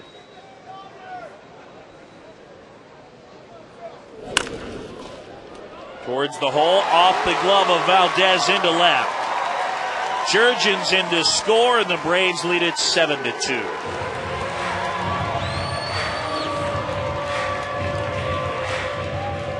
Second RBI of the night for Martin Prado. That one had some top spin on it. Valdez was trying to give ground to get a better hop, but the spin then ate him up.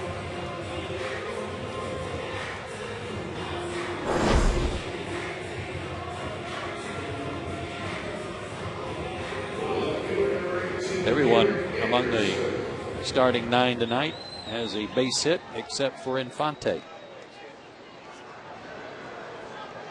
Prado's got a 3-hit game, and here's Garrett.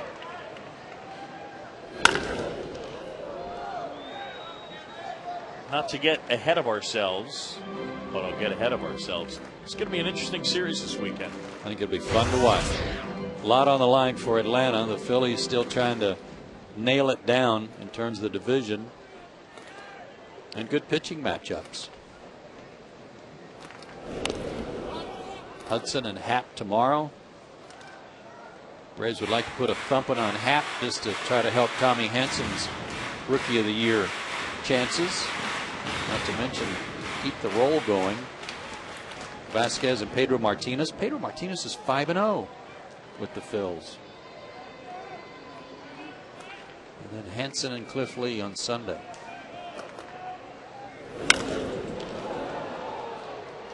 Left field as Tatis settles under it, and it's out number 2. And again, the Phillies have won 5 in a row. And they're playing good ball.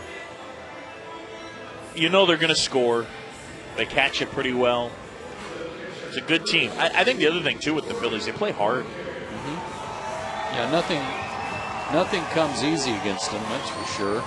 Their Trans schedule: Hap, Hudson, Martinez, Vasquez, Lee, and Hansen. And again, they are more dependent on the home run ball than any team in the majors. They get the highest percentage of their runs from homers. But even still, they are always a high percentage base stealing team. And they do have the ability to do that little stuff if they need to. Because of their speed.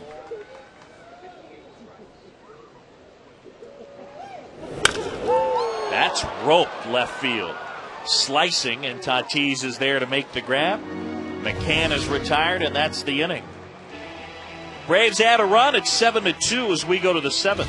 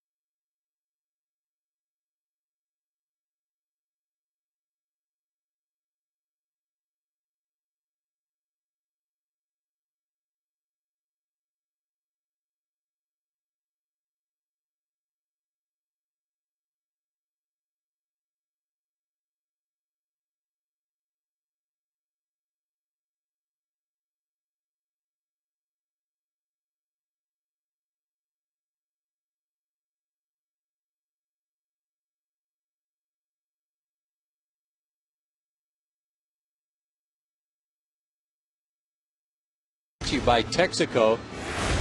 Jair Jurgens got up to a good start. He struck out his first 6 outs. 4 of them were strikeouts.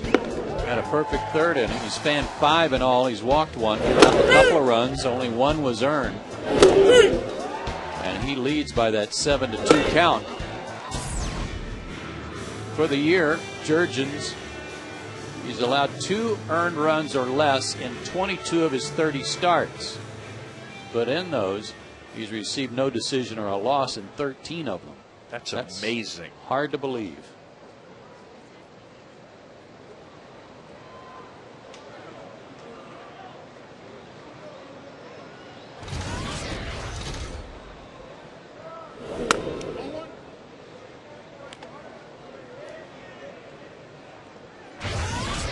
Times and only 9 wins.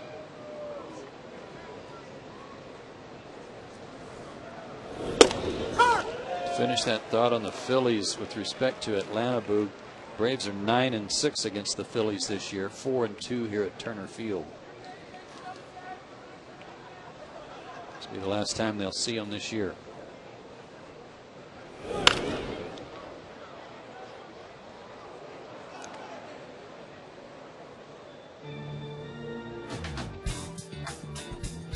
Second best record in the league since the All-Star break. I'd say those 2 pickups have worked out all right. Just a tad.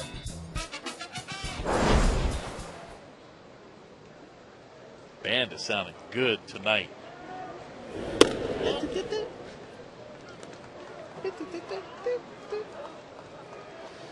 Good.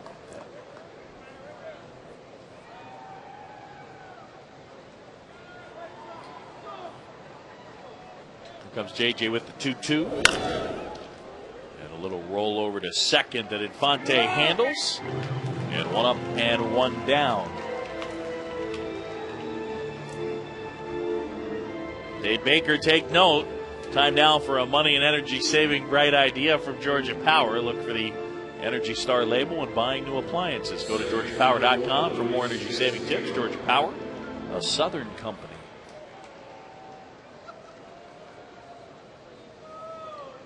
There's power. The energy saving star.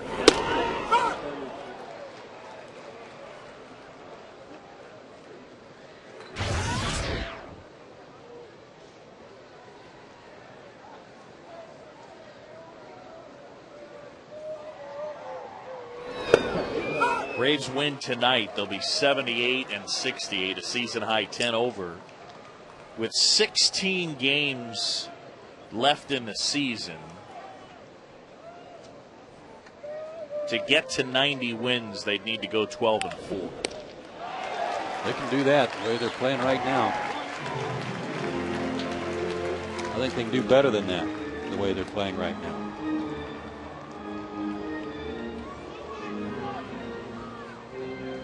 Could turn into quite a finish.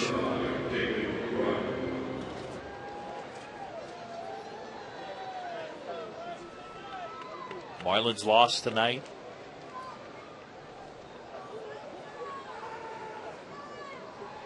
Braves are already a season high 9 games over 500.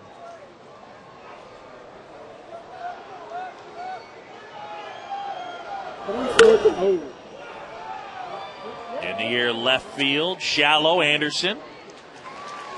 And Garrett able to put that one away.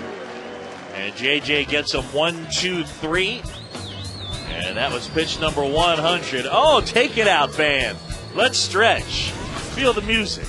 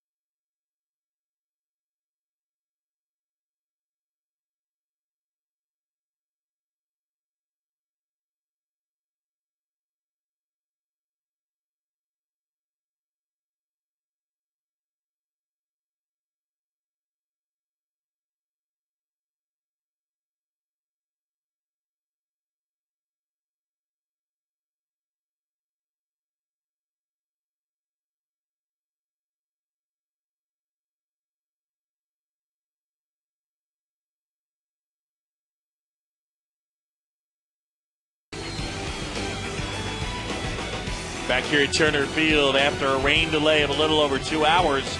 Braves lead it midway in the 7-7-2. Jurgens, 7 innings, just 1 earned run allowed. Figueroa knocked out after 5. Big night for Prado, and McCann has knocked in 4 of the 7 Atlanta runs. And Toby Stoner back to work as Escobar shoots 1 to right. Another multi-hit night for him. Leadoff man aboard, Adam LaRoche at the dish. Single to center his last time, and the subject of our Lincoln player profile. What an acquisition he's been. Just check out all these National League ranks since the 1st of August. 12 homers since then. 5th in total bases as well. Hitting .344 as an Atlanta Brave since he rejoined the team. 7 doubles, a triple, 12 homers, 30 driven in. Played great defense, too.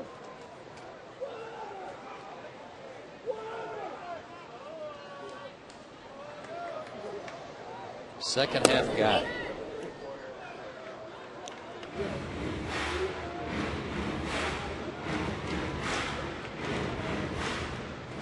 Slugging .642.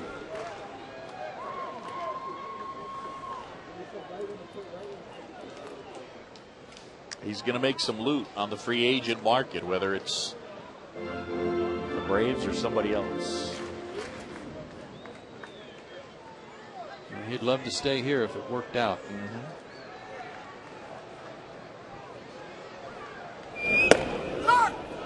You know, budgets aside, it is something that it's a subtlety that's in favor of Frank Wren. This is a destination. I mean, guys come here, they like playing here.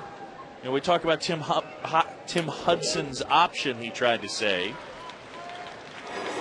Tim Hudson's option. But Tim wants to stay. You know what I mean? Did you read what Javi Vasquez said about? Absolutely. He's signed for next year, and he doesn't want to go anywhere. He was asked about the crowded nature of the Braves' starting rotation. And everybody knows they've got, right now, 6 guys going to 5 spots. He said, but I like it here. And he said, I've always liked coming to Atlanta. Yep. And he has a no-trade clause in his contract for the American League West and the National League West. He likes to be as close as he can to his kids when they start school in Puerto Rico. Yeah, he did not like being that far away that one year he was in Arizona.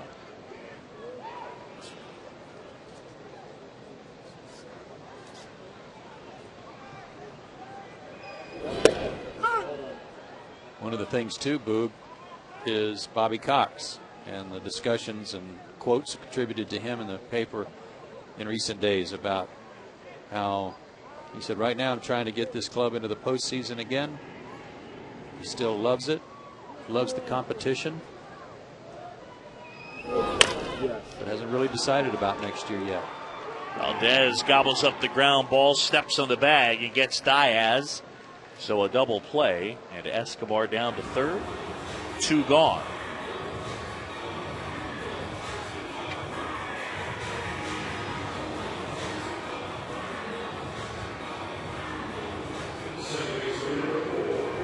Two outs with a man at third. 7-2 game. Chipper Jones again not in the lineup tonight with that injured groin. Also his back is bothering him.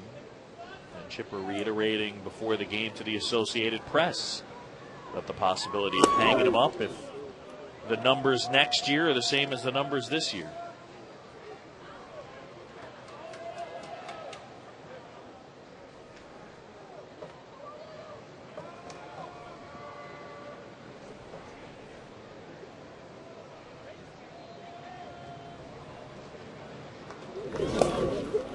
Tolley can't find it, and here comes Escobar.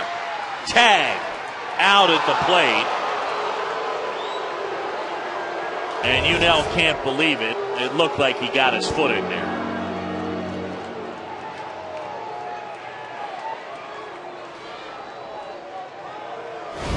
Take another look. Oh, my goodness. Yeah.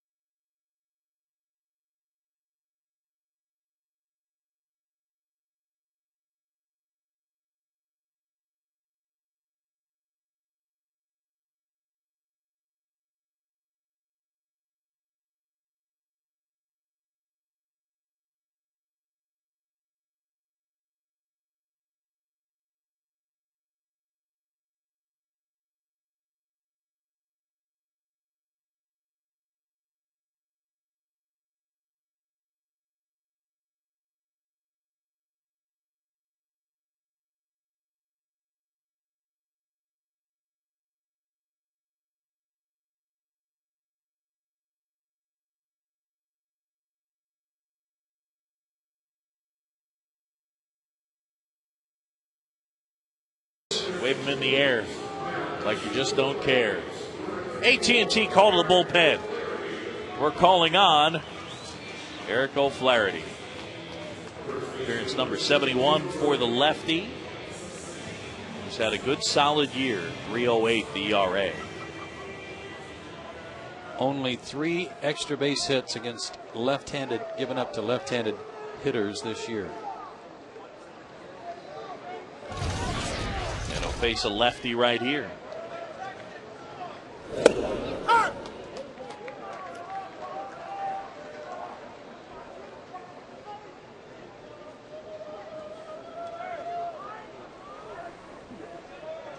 Braves led 2-0. Mets tied it at 2 in the top of the 4th.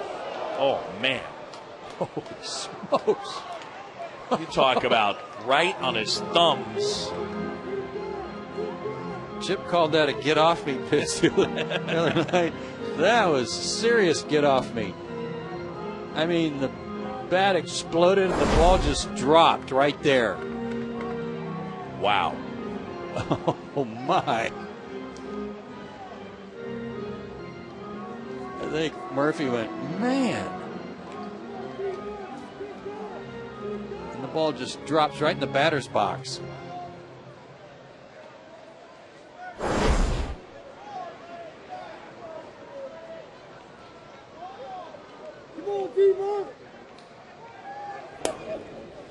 On O'Flaherty, lefties are hitting 226 against him, 229, I'm sorry. 96 at bat, so he's given up 22 hits to left-handed hitters. One of those was a homer, and only 2 other extra base hits besides the homer. In the air, right center field. That's pretty well hit. That one way back, and that one is gone. And I take total responsibility. And he sprints around the bases. You do not often see an at-bat start with a hitter looking that uncomfortable and it ending that well, at least not usually. Well, this was not a cheapie. Down and in, and he got the barrel to that one.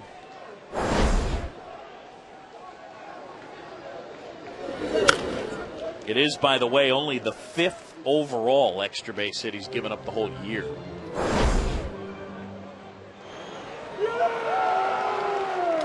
Not slowing down. Scott Rowland like right there. Brian McCann. Did you ever drop the flap and really slow it down on your home run trot? Are you kidding me? There weren't enough to streak around. I mean, it was like milk it, baby. Right. I mean, even the pitchers appreciated it because they knew I wouldn't probably hit another one for the rest of the year. Let him do his thing. All right. Going slow. You know, I didn't even go fast enough where you had to do that stutter step thing to make sure you hit the bag in stride.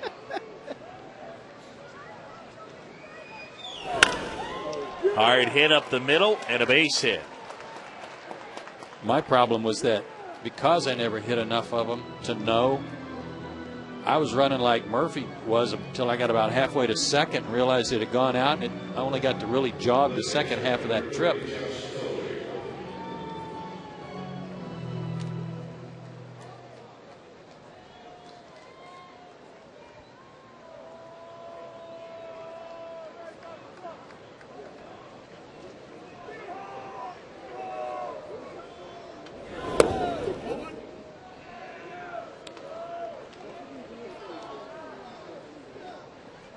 Peter Moylan begins to loosen up in the pen behind O'Flaherty. You hit a home run off Mike Stanton? Yes, but not that Mike Stanton. Different Mike Stanton, okay. Not the left-hander you're thinking of. Yeah, because I'm staring at it. Up the middle, Unell will do it himself. And a double play.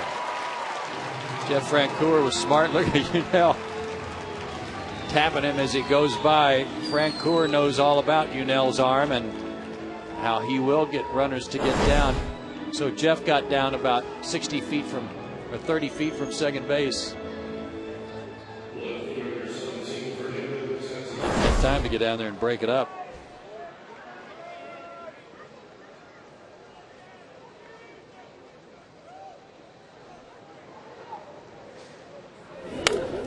You got Jack Morris once. Oh, yeah. Probably the single thing that's keeping him out of the Hall of Fame.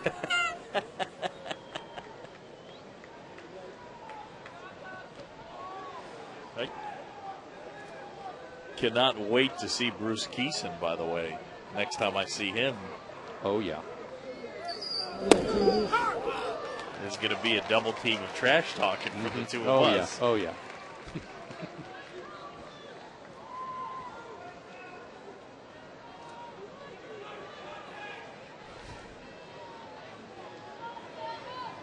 7-3 game. Jurgens went 7, gave up 2 runs. He's given up 2 earned runs or less in now 23 of his 31 starts. As O'Flaherty finishes off Tatis, and that's the inning. Murphy hits the homer. It's 7-3. We go to the bottom of the 8th.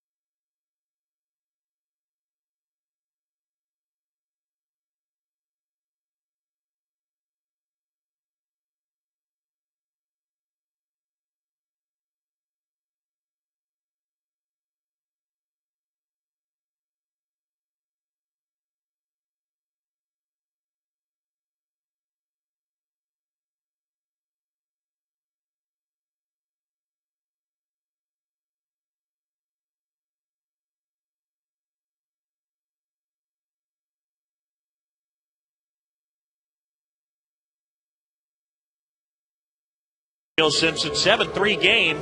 Stay tuned, Braves Live immediately following the game. Fred Hickman, Ron Gant, Jerome Jerenovich will bring you a complete recap of tonight's game, including Bobby Cox's post-game press conference and locker room sound. It's Braves Live at the end of this one.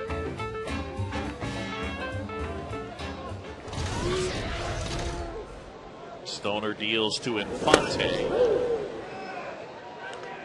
I think Toby Stoner is taking a lot of heat for his name in his life. Oh, gosh. Do you think Rich Doobie has? Oh. I'm so glad they're not on the same team. That one sliced to right center field. Pagan over. And he'll hold Infante to a single. And he's on the board with a hit. Folks, it's Dave Ramsey dollar ticket night, Monday, September 28th, when the Braves hook up with the Marlins. All upper reserve tickets are only $1. Regular price $8. It's courtesy of Dave Ramsey, 640 WGST, and your Atlanta Braves. For tickets, check out Braves.com/Dave Ramsey. $1. $1. $1. I mean, you can't really beat that. Nope.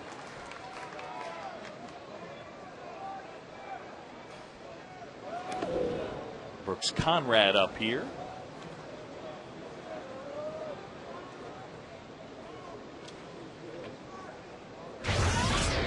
Looking down at Snitker. The sign is swing it, Brooksy. Oh, that's hard hit and nicely handled by Murphy. And they turn it on him. Same guy. You know, we've poked some fun at Murphy because the Braves were able to pick up a win last night for his defensive lapse, but the guy can hit. He's not a first baseman. He's asked to play there right now. But a big night for him, single, double, and a homer. And I have a feeling that next year, average-wise, he'll be even better.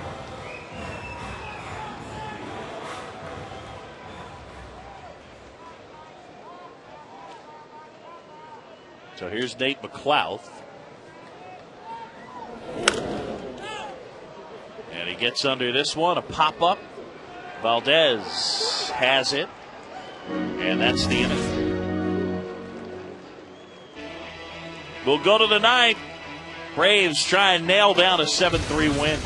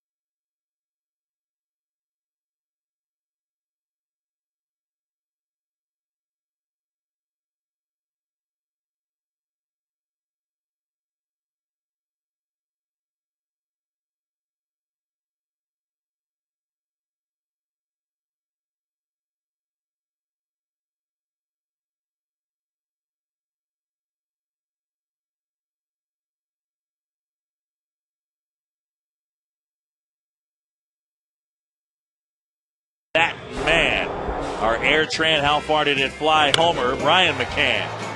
385 feet just over the outstretched glove of Jeff Francoeur. Big blow of the night. 385-foot home run for Brian McCann. That's how far our Airtran, how far did it fly? Home run to it. All distances courtesy of Laser Baker. And our AT&T called to the bullpen. Bobby Cox going to get some work for the closer, Rafael Soriano.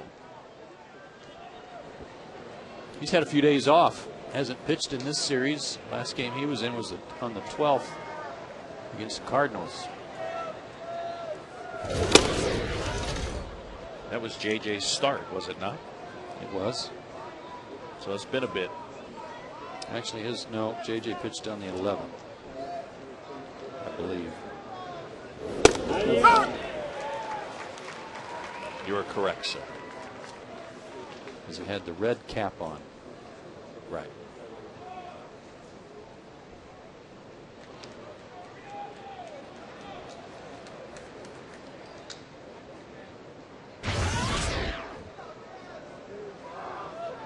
So Soriano's had 4 days off.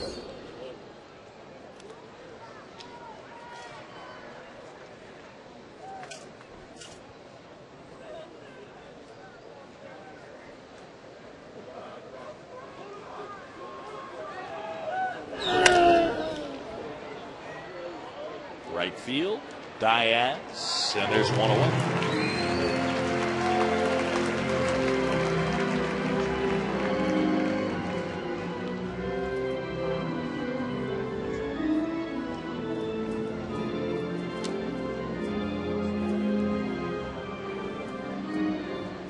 One out, and the base is empty in the ninth. Braves up 7-3. And Corey Sullivan's going to hit. 2 more outs. This will be a very profitable night. Pick up a game on the Marlins, half game on the Rockies and Giants each. Have them all looking over their shoulders at the Braves, or in this case, with the Braves passing the Marlins, looking up in Atlanta for a change. Tim Hudson, J.A. Happ tomorrow night. 7:35 first pitch. you'll have it with Chip Carey on Peachtree TV. That is correct, sir. Hap 10-4.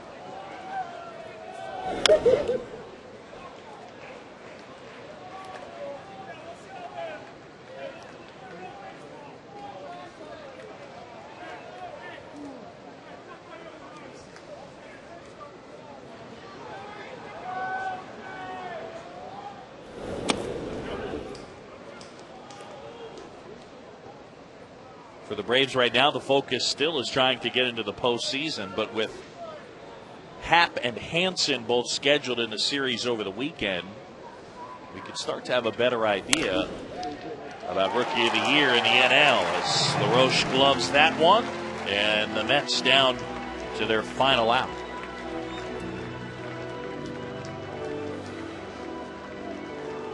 He has just been remarkable, Tommy Hansen. Remarkable is correct, too. 10-3, a 2.65 ERA. Happ is 10-4 with a 2.77 ERA. And Tommy is pitching his best right now. And Happ has been battling a little bit of fatigue and some aches and pains.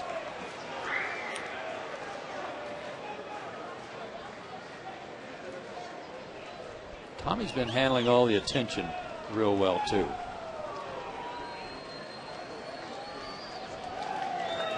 A lot of hype. And he's lived up to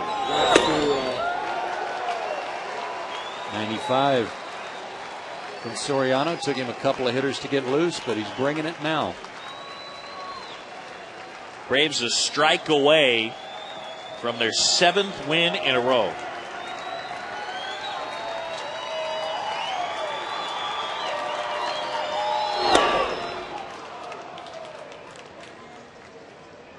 Last time the Braves swept the Mets was a 4-game series here May of last year.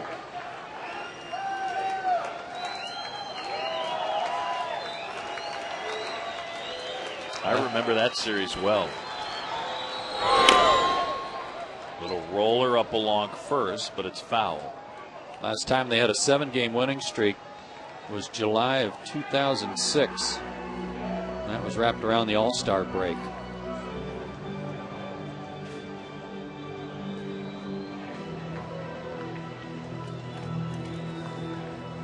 See if I can get to it in the media guide real quick.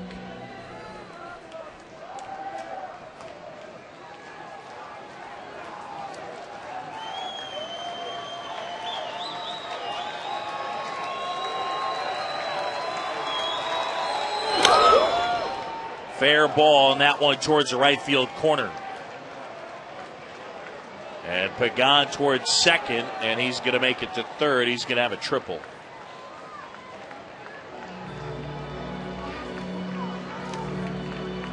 The pointless point that I was going to make and what I remembered about that series last year was that was really the last time you felt good about that team, because they won those 4 in a row. And again, you're talking about a team that finished the year 72-90. They won those 4 in a row, Joe. They were tied for second at 26-21, and that was May 22nd. And then it just started to go in the wrong direction. What happened in the very next series? The next series, they split 2-2 with the Diamondbacks. And then it was after that, on the road, Milwaukee and Cincinnati dropping 5 of 6. I was wondering if it was Washington that was the culprit. Right there. 96.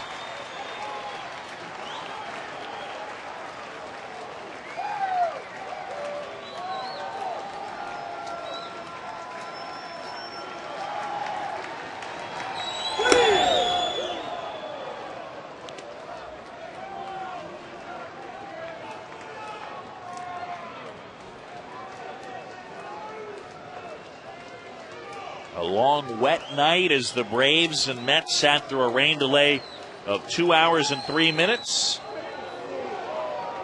And the Braves trying to finish off a sweep and trying to make it 7 consecutive wins. Bobby Cox's team playing very well right now. Pagan's at third. The 2-2. And a bouncer out to Infante, who collects, throws the first, and that's the ball game. Braves win it the final 7-3. And Atlanta has indeed won 7 in a row. Our Georgia Lottery hitting the jackpot.